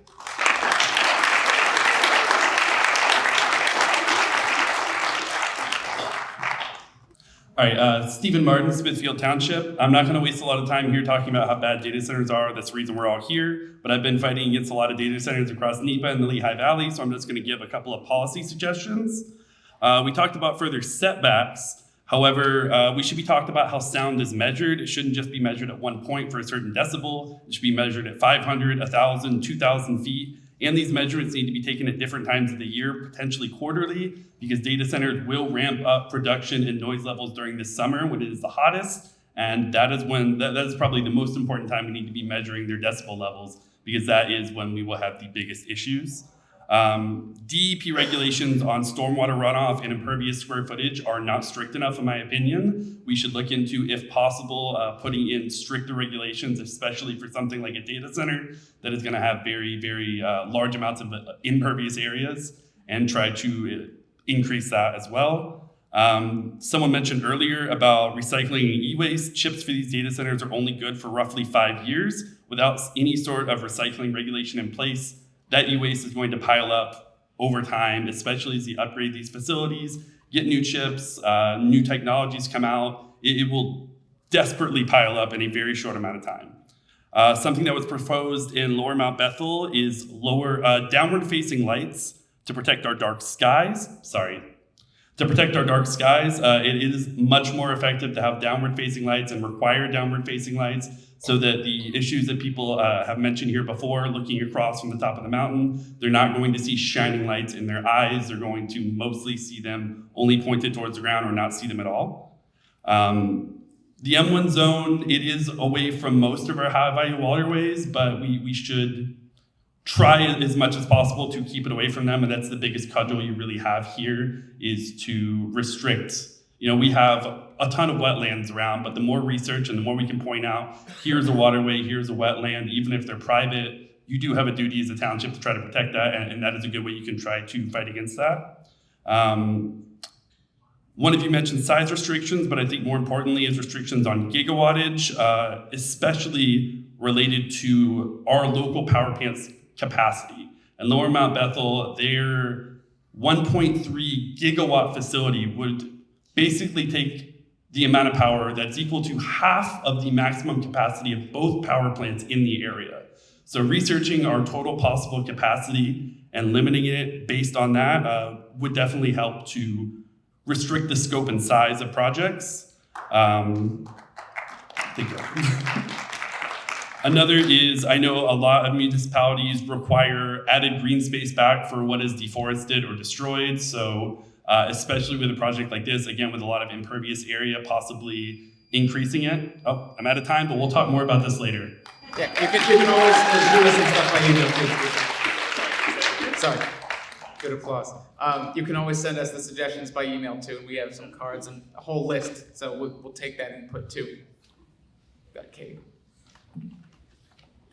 Hi, my name's Katie Calcaterra. I live and work in Smithfield Township, and my daughter also attends Smithfield Elementary. I left New York City 5.5 years ago. I came here many reasons everyone else did: nature, land. I grew up in Missouri. I wanted my daughter to have a really similar experience. And I wanted to have community. I wanted to know my neighbors, and I have that here. I'm super, super grateful for all of you showing up for your community. Thank you for being here. Thank you for calling the special session so you could hear us. And I also just wanted to add another thing in that we don't actually know what the end use is. So who even knows what it's gonna be? How can we approve this application without knowing what he's actually gonna be doing with it? And I have paperwork that I'd love to give you after. I wanted to actually just begin by pointing out a few things that I was concerned about the board not protecting us. I know you set the curative amendment aside. I saw in the minutes that you started working on these data center ordinances in November of 2024, which was 17 months ago. And ordinance 265 was ready to be voted in on April 22nd. So it seems like you had quite a long time to work on that. The developer filed his application weeks before the vote. So my question is, what happened during that time? Why did it take so long? I saw on February 25th, the board voted to restrict data centers to M1, but Robert Levenheim voted against it. So that was another delay. Number two, the community asked for you to protect it during the October 2025 meeting. Members actually stood up and asked directly, can we move this to a specific zone? You did not take their recommendation. That was in October. Number three, the developer himself, Petros, had direct access to you guys since at least December. We have had no communication as far as this goes. I know on December 9th, John Tesler reviewed his actual sketch plan. None of that was communicated to the public. There were 2 consecutive board meetings after that with 0 public discussion. January 29th, the engineer again met with DePetris, and the February 11th meeting again happened with no public discussion whatsoever. There was no urgency ever told to us. Meanwhile, the developer is meeting with you, you know that this is happening. And number 4, on the current ordinance, it says that he needs to be in good financial standing. He is not. We've heard from many other townships. One in particular, he took $10 million grant, ran away, didn't build anything. He already promised to build housing. Now he's saying he wants to build something else. I know for a fact that the People's Security Bank obtained a judgment of $4,500,000 against him. That was filed in January. He is currently bankrupt. So why would we even entertain this application?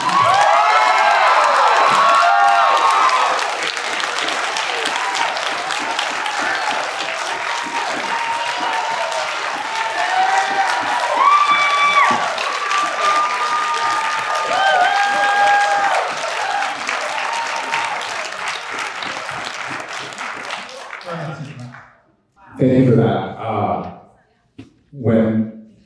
If this conditional use application does come up, please come, say all those things so that they are on record, and that allows us to deny that application, okay? That's really important.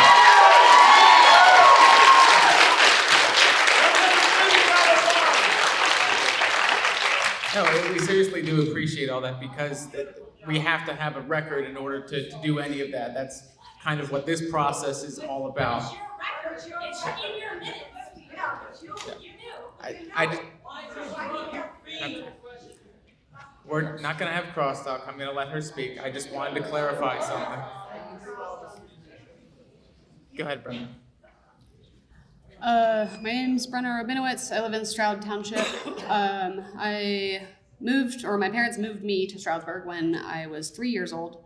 I went away for college and law school, and I gave up my career as a New York City attorney to move back here because I couldn't live without our beautiful forests, streams, and mountains. I know as a township you don't have the power to ban data centers outright, but I ask you to regulate them like our lives depend on it, because they do. Woo!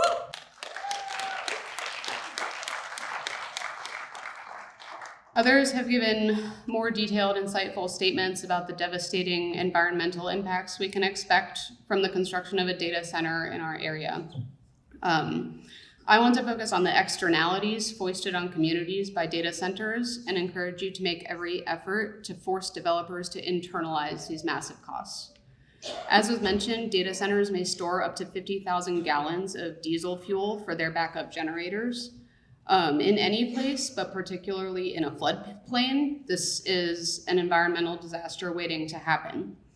We need regulations on the storage of this fuel, detailed plans ahead of time for remediating any spillage, and money in escrow designated for addressing such remediation. As others mentioned, we should require additional money placed in escrow for the demolition of those centers and remediation of the site once developers move on to the next cash grab and try to leave us holding the bag.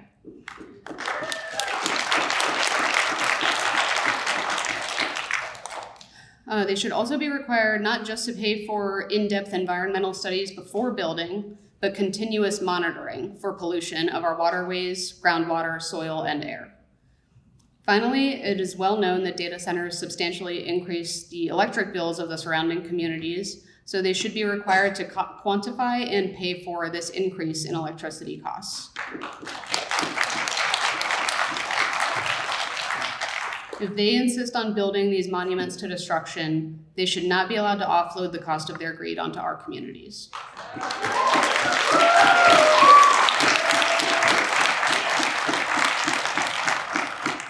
Hi, my name's Pete Kupsalitis, and I'm in Pennsylvania now for over 35 years, moved from Jersey. I just want to say yes and thank you for all the speakers ahead of me. I totally 100% agree with what you said, 100%. One fact that I'd like to bring to the board's attention is, I mean, we're talking about the longitudinal distances. What about latitudinal height? What's going to be the height of the building? But what about not only the height of the building? My concern is what depth will they go into the aquifer? Okay? What depth will they drill into the Smithfield Township aquifer? All right, as far as I know, the aquifer holds about 36 billion gallons of water, okay? And that aquifer feeds the streams in the lakes, et cetera, all right? So you somehow, some way, it's gotta be monitored, not only the water usage, but the depth they go into that aquifer. Maybe even somehow to limit their water usage to surface gathering. I mean, because once they go into that aquifer and you get the diesel spill, or one other thing that people are forgetting, what about the freon? All right, these warehouses need massive amounts of air conditioning. All right, if there's a Freon spill and that gets into the aquifer, kiss the Poconos goodbye. All right, so just want to bring that to your attention. And again, thank you all. Thank you so much.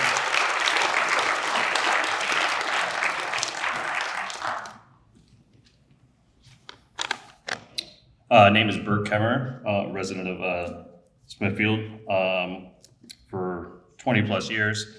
I'd like to thank everybody for coming out, as well as the board as well, for taking this time. Most of my concerns have been already stated, but it's a few things. One, like the gentleman had said before, our firefighting capabilities is nowhere adequate to respond to any kind of disaster associated with a facility like this. I think we need to create an independent council as far as environmental impacts and as far as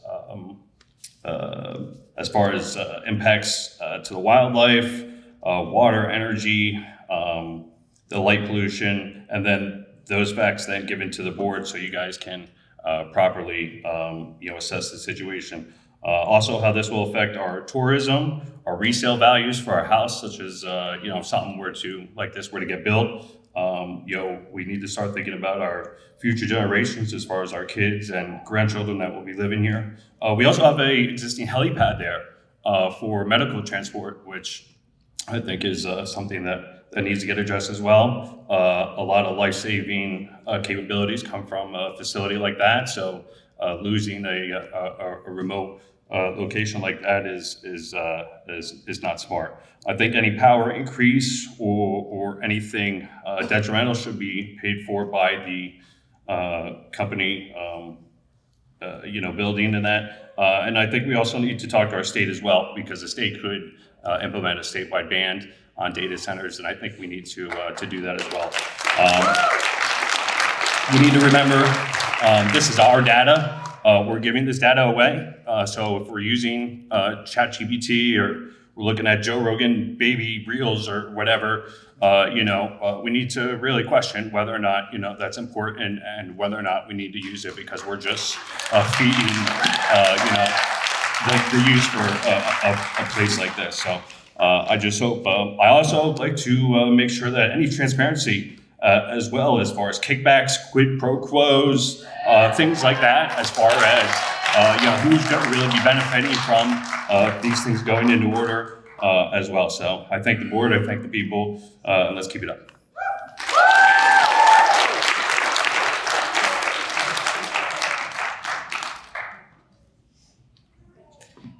Okay, hello.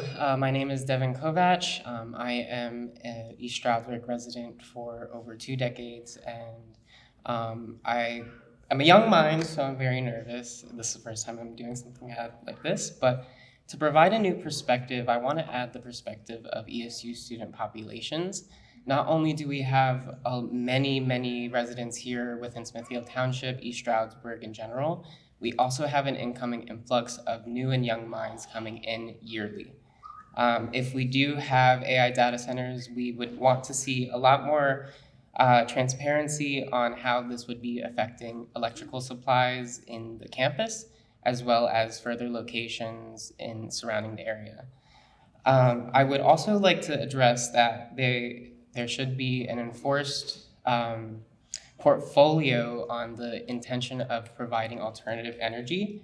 As of right now, it has been stated that they are only focused on oil reserves and using fuels to power these sources. So I would like to see more effort into putting alternative energy if this has to be a thing. This might strengthen and reduce the amount of want to build the site if we're focused on alternative energy, because who wants to hear that? But also, I would like to reemphasize, I would like to see dedicated and well-throughput plans to remediate the land and also ensure that wildlife and wetland areas are protected. As of right now, wetlands are a main source of energy recycling and also waste recycling. And if we continue to siphon out the water in the surrounding area. We will not have that dedicated area to cycle all of our natural waste that occur in the area. This will lead to higher carbon emissions just in nature with eutrophication in the surrounding water sources, but also decreased health, especially by a St. Luke's hospital, which is what I find crazy.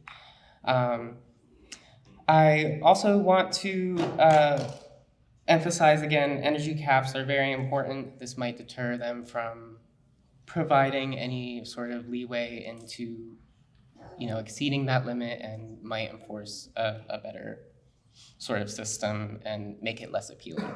I'm very new to this, so I don't really understand a lot of things, but I do think that there's definitely hard work to be put into this plan to make sure that it is the hardest plan to put through. So thank you for your time, and thank you for hearing me out.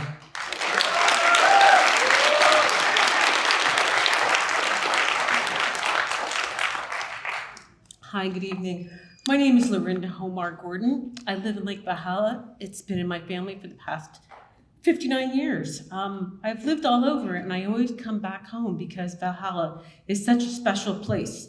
I live on the lake and on the wetlands. And if you've ever been in a wetlands area, you know that there's wildlife of all kinds. We have frogs, we have possums, we have turkeys in the trees, we have skunks, and we have deer, we have every creature, including beautiful bald eagles. We have spotted turtles, and it's just paradise. We've suffered a lot of different things that have come into our area and poisoned our land, from people that don't really want to be here because it's cheaper than the city, to those that really embrace our naturaleza, which is what the Poconos and our region is about. I live in Lake Valhalla. I work for Habitat for Humanity, and I help people every day try to better their lives through home ownership. I can't even imagine, if you can, all of you, draw a line where Mosher's Dairy was, and within a 2-mile radius, do you know what you have? You have some of the most beautiful, pristine creeks, lakes, bridges, and communities in the entire Poconos, and we're right near ESU. We're so close to town that people forget that we're here. And that's what this freaking data center has done. They want to hide in our woods. That's what they want to do. And this is not going to be occupied by human beings. It's going to be a data center that's housing AI. Not just that, are any of you aware, or do you remember, or do you know how much our electric bills have gone up this year? Do you know why? Because our entire bridge system here in the Northeast Pennsylvania that goes straight to Chicago and goes up to the parts of Boston, it's overloaded. We are overloaded. We've had droughts for the last 3 years. If they build this data plant, they're going to want to build another sewage treatment plant. They're going to want to build more infrastructure, and it's going to come down to us taxpayers that live. I live in Smithfield Township, where our taxes have doubled in the last 3 years. Senior citizens like myself and others, we're losing everything that we built. There are so many great speakers here, and what I want to say is that all of us, we really need to come out all the time and support these things. This is real, the audiology part of it, with the vibration, the poison that this is going to do to our land, taking over, and what they're going to do just building it, having all this poison is taking away what our region is, a beautiful recreational park. That's where we live. People travel 2 hours every day to live here in paradise. I respect them. We have to try really hard to ban these data centers from Pennsylvania, not just our region, but all of Pennsylvania. But we have to come out and fight every time. Go to the meetings, even attend there's a young lady said go to the school board meetings. Yes, there's a lot of stuff that happens behind closed doors, and if we don't get involved and watch people, we're done. That's it. Thank you.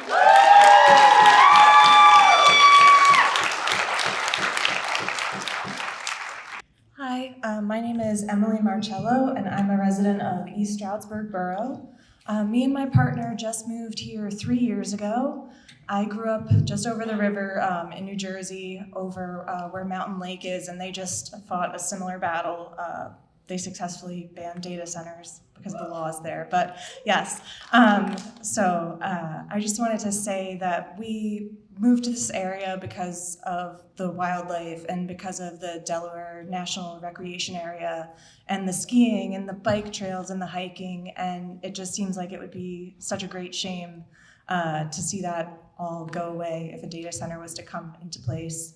I also wanted to bring up a big concern as someone who is a newer homeowner of what a data center would do to the value of our properties. If a data center was in place before we had purchased our home, then I can assure you we would not have moved here.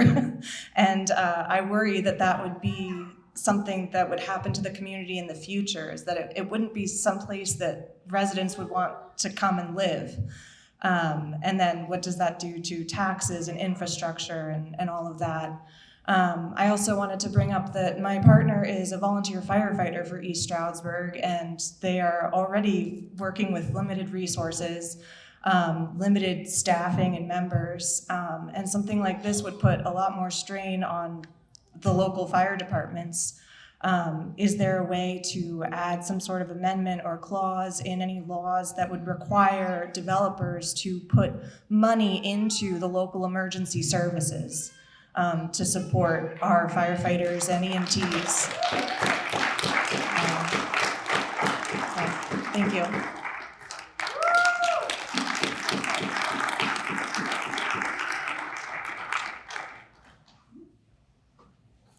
My name is Frank Potenzieri. My house borders the Mosier's Farm.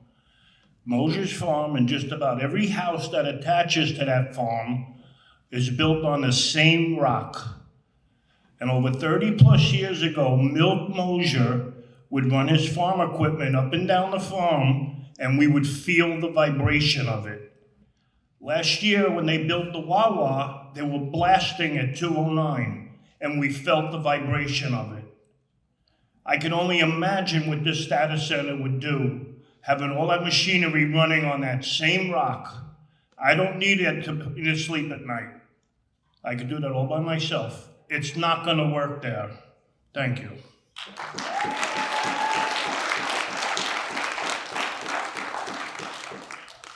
Hello, I'm Sandra Ebley. I live in East Stroudsburg. I did live in Lake Valhalla. I loved it.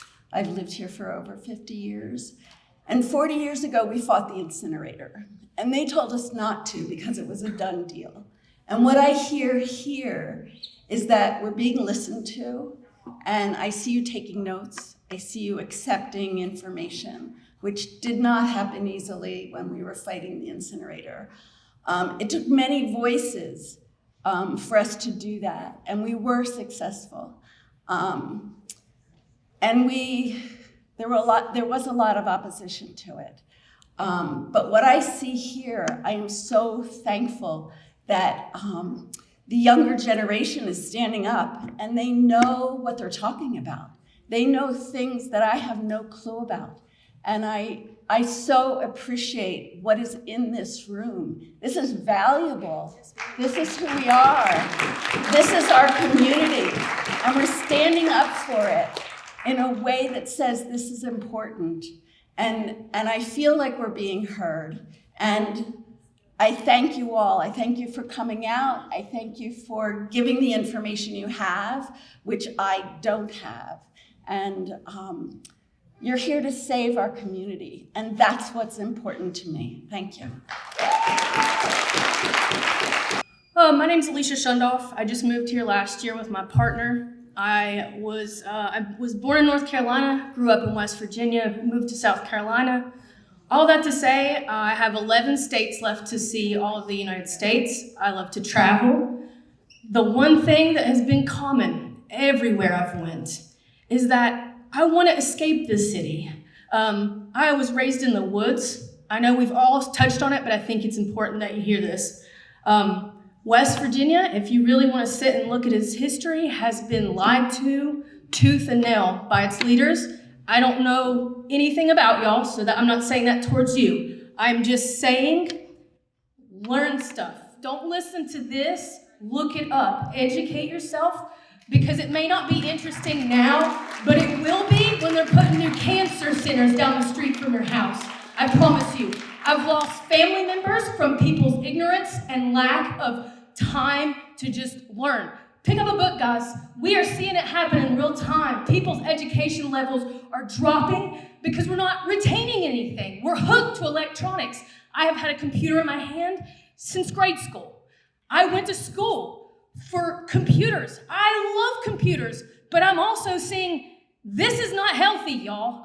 We're all struggling. We're barely making our bills. We're glued to the TV. We don't talk about things anymore. This is a beautiful community. Keep it. Don't let it fall apart. Thank you. My name is Kari Van Bretsen Martin. I've lived here my whole life in Chestnut Hill Township. When we elect our officials, that is a sacred trust. We elect them to serve us, to serve the constituents. There they are. Don't be mad at them. You know why? Because they don't have any power to do the job that you elected them to do. Because per the state municipal code, they don't have the power. They have to allow, by law, any kind of business into the municipality. They don't have a choice. They have no legal. The failure is at the level of the legislators. The failure is at our senatorial level, the people that make the laws.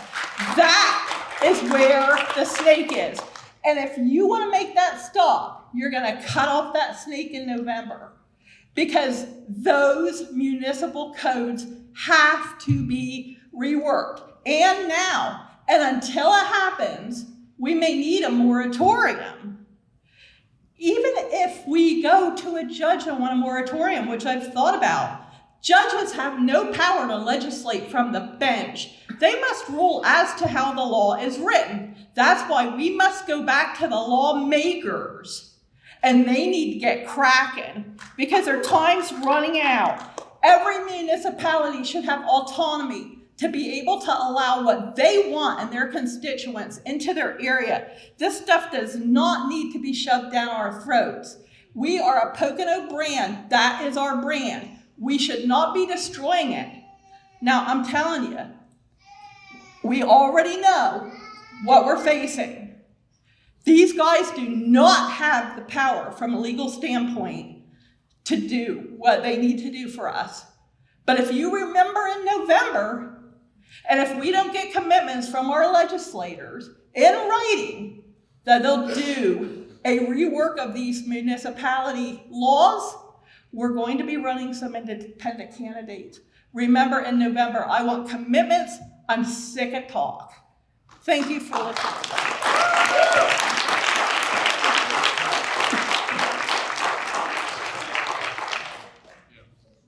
Hello, my name is Roxana Ponce. I live in East Stroudsburg. When I look at everybody in this room, I see a lot of differences, but the main commonality is that we're all human. We deserve the right to have clean water, clean air. I haven't done much research on data centers, to be honest, as much as my peers, but it doesn't take much research to see that these data centers are poison. They will ruin the future of where we live. I am a mother. I should be tucking my kids in bed at night right now. So I'm pissed. I should not be, this is not the future we were promised. We need to get the state involved. We should not be talking about ordinances. They should be banned. Thank you.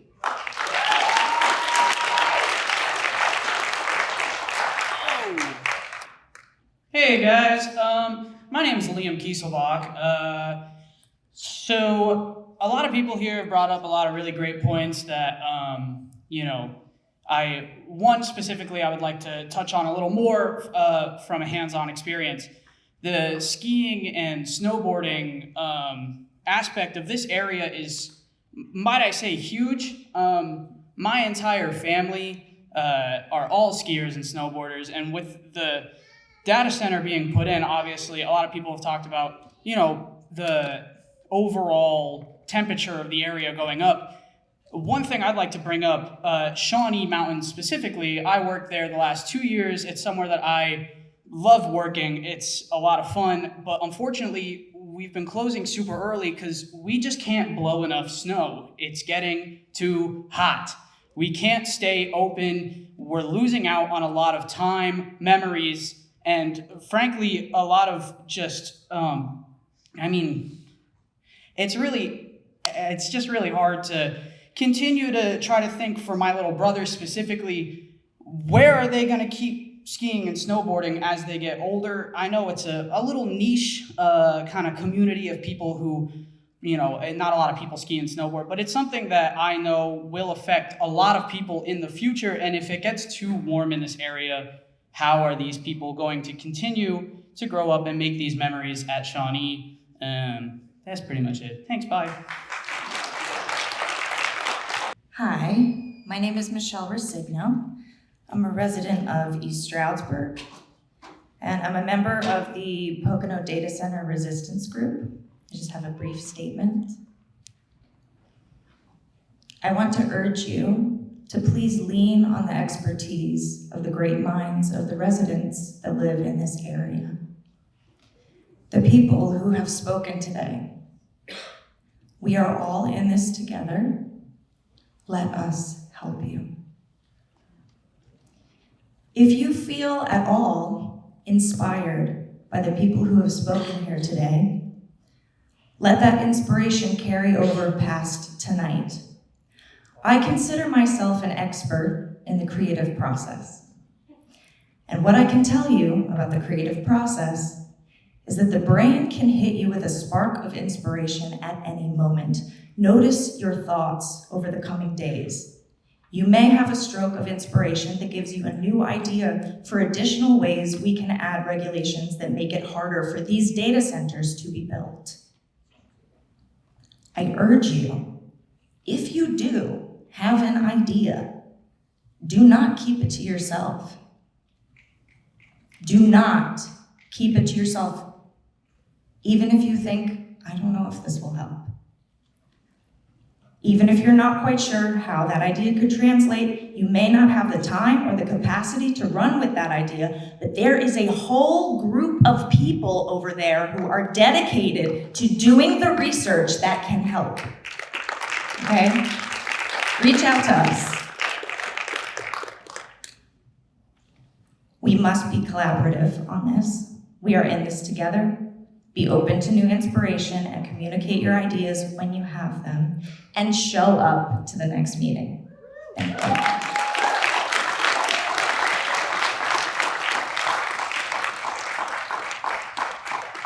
Thank you, Michelle.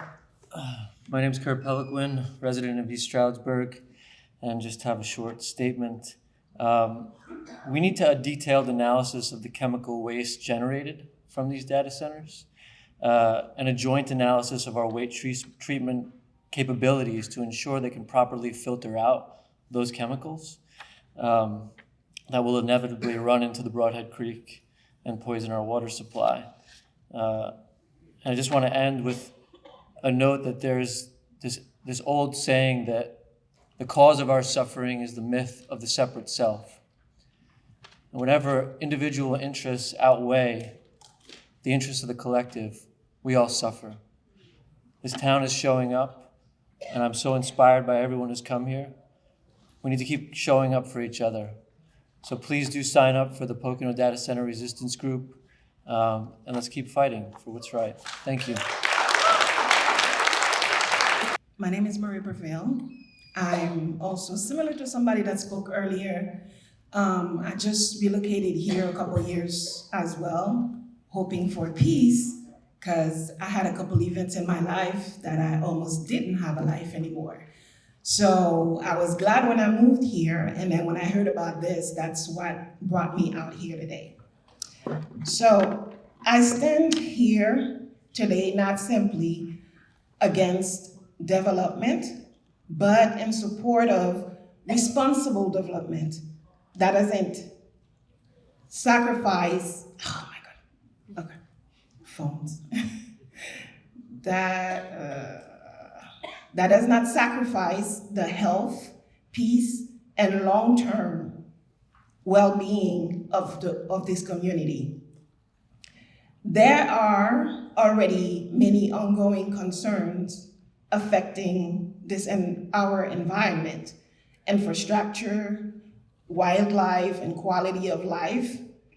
Before introducing something as massive and resource intensive as a data center, we must ask whether this town is fully prepared for the long-term consequences.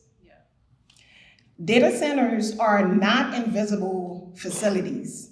They often bring continuous industrial noise from cooling systems and backup generators.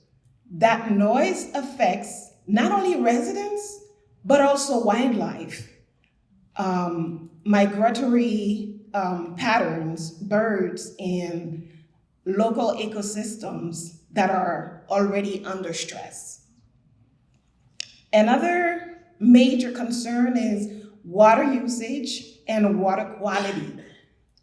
Large data centers can consume enormous amounts of water for cooling in a time when many communities are already facing concerns about water access, contamination, drought, or environmental imbalance.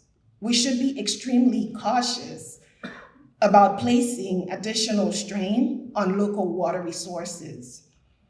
We must also ask, what happens to the purity of the water over time? What happens to nearby streams, wetlands, and soil? What happens when energy demand increases? What happens to the peace and character of this town? Many people moved here for quiet nature, safety, open space, and quality of life, not to live beside industrial scale and infrastructure operating day. So pretty much what I'm saying is, just give us a chance. Let's start together and make decisions that's not going to cost us more later on for future generations. Thank you.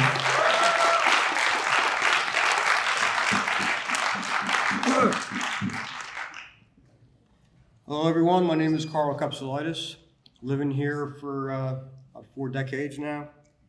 First of all, I want to thank everybody for coming today to stand up against the building of this so-called data center. But the biggest thing is not only are we fighting against this data center, is it against AI itself? Because we do not use AI, AI uses us. AI learns by observing us and will continue to learn until it learns how to control us. Once it's learned enough, it will eventually appoint itself judge, jury, executioner, and it will declare itself an electronic god above all things. AI learns from us. It devours all that we are just for its own gain of intelligence and for its superiority against people. And it's not only people as people, but as people living and their lifespans, and how AI will be here for God knows how long, and it knows people won't be. So it's going to keep learning and learning and learning and learning from us until it has basically become top of the food chain. This is not just a fight against some data center, it is against AI. Okay?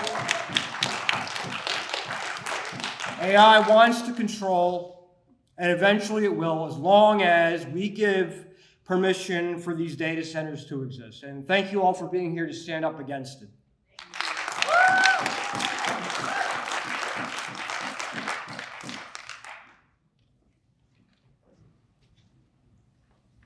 Hi, my name is Kyle Price. I'm a Bennett Township resident. My family's been living in the Poconos for the last 275 years or so. I wasn't gonna talk tonight, but I kind of felt inspired to. I just wanna let everyone know here, these guys, they care about their community very much. They are doing the best they can, but their hands are tied. There's only so much that they can do at the state level. So I wanted to, You know, they were here to get suggestions from you, so they can hear what you have to say, get a call to action from you. But I want to give you guys a call to action. Write to your local congressman, write to your local senator. Don't let the inspiration stop here. Please, because I've seen it over the past couple of years, coming to all these meetings with warehouses, with solar farms, now with data centers. It's the same thing, they're just playing whack-a-mole. We can stop this at the bud if you guys please. We need to get this to stop at the state level. They can only do so much, and we need to give them more power to do so. Thank you.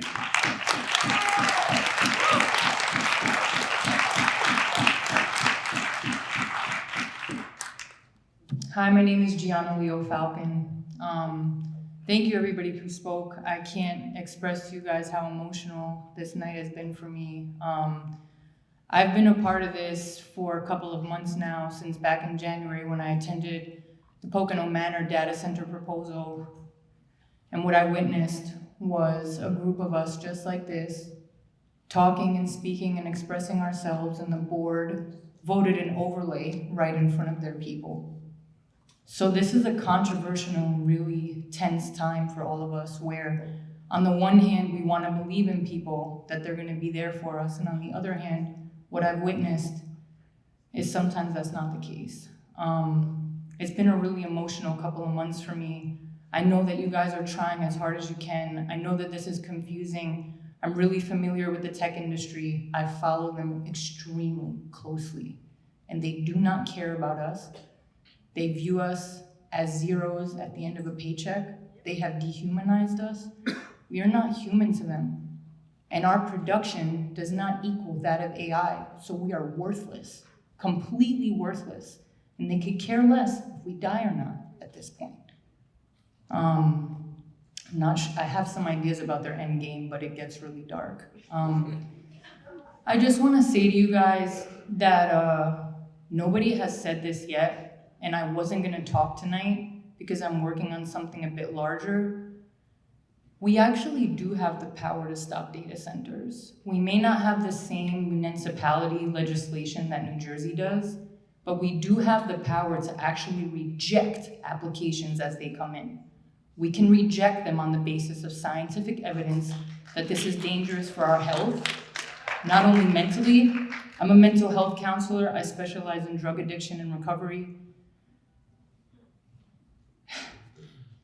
Our mental health, these vibrations that Bennett spoke about also affect childhood development, they affect mental health, they affect psychological health. We just visited Phoenix, Arizona. Phoenix is beautiful. There are so many fucking data centers there. I'm sorry for my language. It's never dark. It's never dark.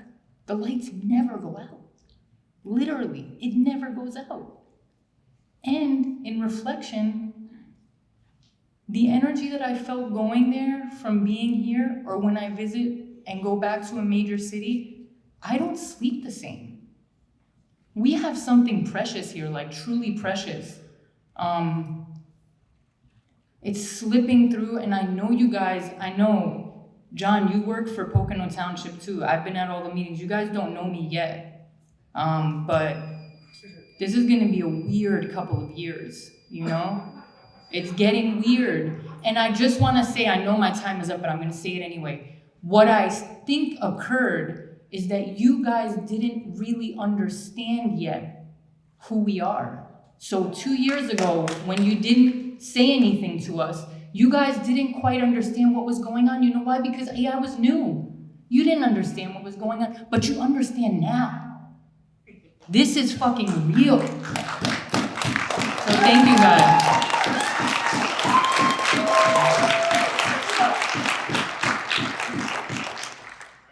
Hello, my name is Mercedes Roman, and I have lived in East Stroudsburg for years now. And no one has really touched on this, so I feel the need as a young 22-year-old woman to touch on this specifically. I went to school for graphic design. I have my certifications in graphic design. People don't realize that this is taking away jobs from my generation. This is taking away jobs from young women, young men like me. I spent 4 years of school to only be able to struggle finding a job now. And that's just that. And these mom and pop shops here, they can't even afford to hire another body.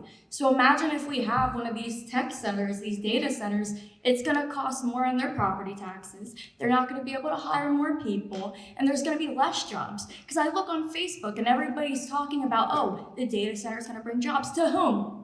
To whom is it gonna bring jobs? Because I'm genuinely curious. Who is it gonna bring jobs to? Because for people like me, we're struggling. I'm struggling to find a job in this area.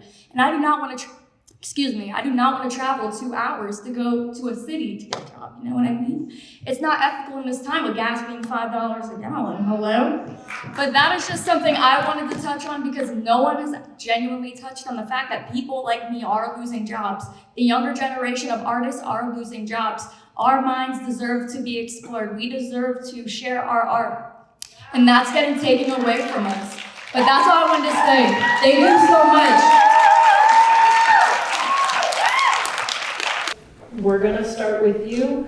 Anyone else on Zoom who would like to speak, please raise your hand and you will be called on.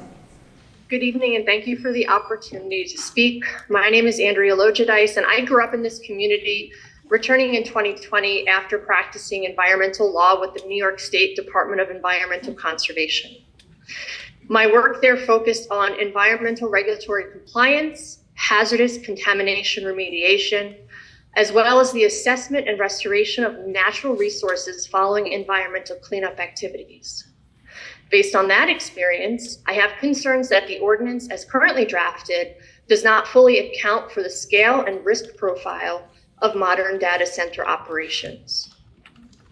While the ordinance does include financial assurance provisions, those provisions appear primarily focused on decommissioning and not fully addressing environmental remediation, long-term monitoring obligations, infrastructure burdens, or potential impacts to natural resources. There are several targeted areas where I believe the ordinance could be strengthened. First is baseline environmental conditions, require pre-development groundwater, surface water, and soil testing to establish a defensible baseline for future impact assessments. Ecological and wildlife inventory is number 2 on the list. Require a comprehensive pre-development inventory of wildlife, habitat, wetlands, and ecological conditions, including identification of sensitive or protected species. This information is absolutely necessary to evaluate site-specific impacts and establish a defensible baseline when you're assessing potential ecological degradation and natural resource damages over time. Next would be groundwater monitoring. This would require the installation of monitoring wells and ongoing testing to enable early detection of potential contamination. Next, we have stormwater runoff, and that is a potential contamination pathway. So we would require some sort of planning in that regard. The other item is independent technical review. This would require the applicant to fund resources for an independent environmental and engineering review, so that burden does not fall on the township. Expanding the financial assurance beyond decommissioning to explicitly include environmental remediation costs, groundwater restoration, long-term monitoring and enforcement, and then require that such assurances be reviewed, maintained throughout the ownership transfers, if there are any, and be sufficient to address any worst-case release scenarios. Natural resource damages. This would require dedicated financial assurance for potential impacts to groundwater, surface water, soil, wetlands, wildlife habitat, and other ecological resources. Natural resource damages refers to the cost of restoring the injured natural resources and compensating for the loss of ecological I don't know if you can functioning hear, following. so that's time. I'm sorry. No problem. I will send this in via email. good. Thank you.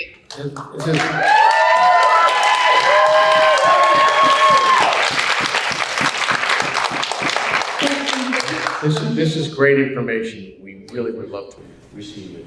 Thank you.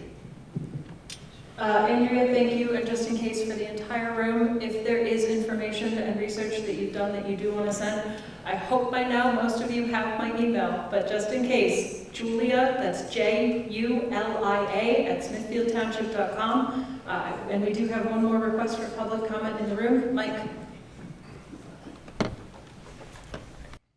Hey everybody, thank you for coming out. Oh, wrong one. Hello?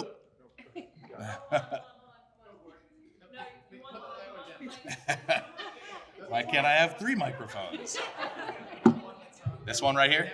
All right, there we go. Can everybody hear me okay? All right, thank you. Thank you, everybody. Michael Ivacini. I just wanted to say thank you all to everybody here for spending the time to come. And thank you, supervisors, as well, for holding this meeting. I just want to reiterate, there's a lot of great conversation in this room, right? There's a lot to be discussed. Health impacts, legalities with ordinances, the municipal planning code. There's a lot to digest in this conversation. But long story short, what I've been saying at meetings for over a year now is that governance, there's a shared responsibility.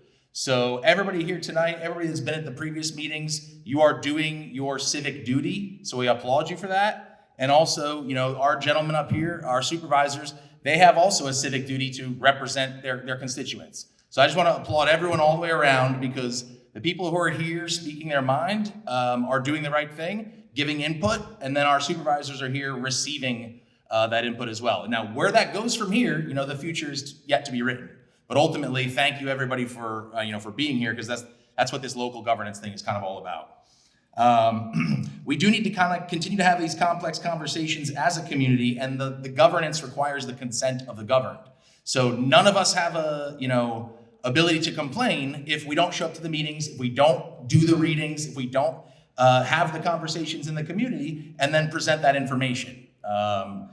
So again, the governance requires the consent of the governed. And ultimately, again, thank you everybody for being here. And specifically, I've said before that I think the community would benefit from public education, not putting anybody down, including myself. We're all learning this different stuff about municipal government. So again, I want to applaud you guys for kind of explaining some things about the curative amendments, explaining some things about the different aspects that we could update in the ordinance, because again, that's new for a lot of us, I'm sure.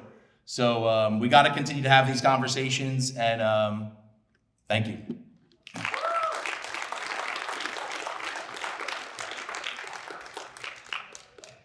Okay, that concludes the end of all public comment that I have for signups, as well as anybody that is on the Zoom at this time. One quick announcement for anybody who signed up for the data center mailing list newsletter. You will have an email from me by tomorrow afternoon at end of day. I am going to do my darndest to decipher everyone's handwriting, but I make mistakes. So if you do not have an email from Julia at smithfieldtownship.com by 4:30 tomorrow afternoon, please reach out to me, either email me or give me a phone call. I just didn't get your email right, and I'm so sorry. On that note, if your name is, or if you know, a Martin K. or a Joseph P., we have been unable to decipher your email addresses, and we have not been able to contact you because of that. Please swing through, see me, and we'll get you on the mailing list. And just a couple of closing comments from the board, and then I'll entertain a motion to adjourn. I'd just like to say that several speakers talked about our limits of power, and many speakers here are from different boroughs and townships. And I only wish that the county commissioners were here. They're not, but this is something they should hear too, because it's about the whole county. As far as the state, Tara Probst was here. I think she's just left, but at least she showed up. And I wish I could say the same for the commissioners. I wish they weren't MIA. Okay, I just have a couple of quick closing thoughts. Dr. Mike, who just spoke a couple of moments ago, highlighted a very important thing.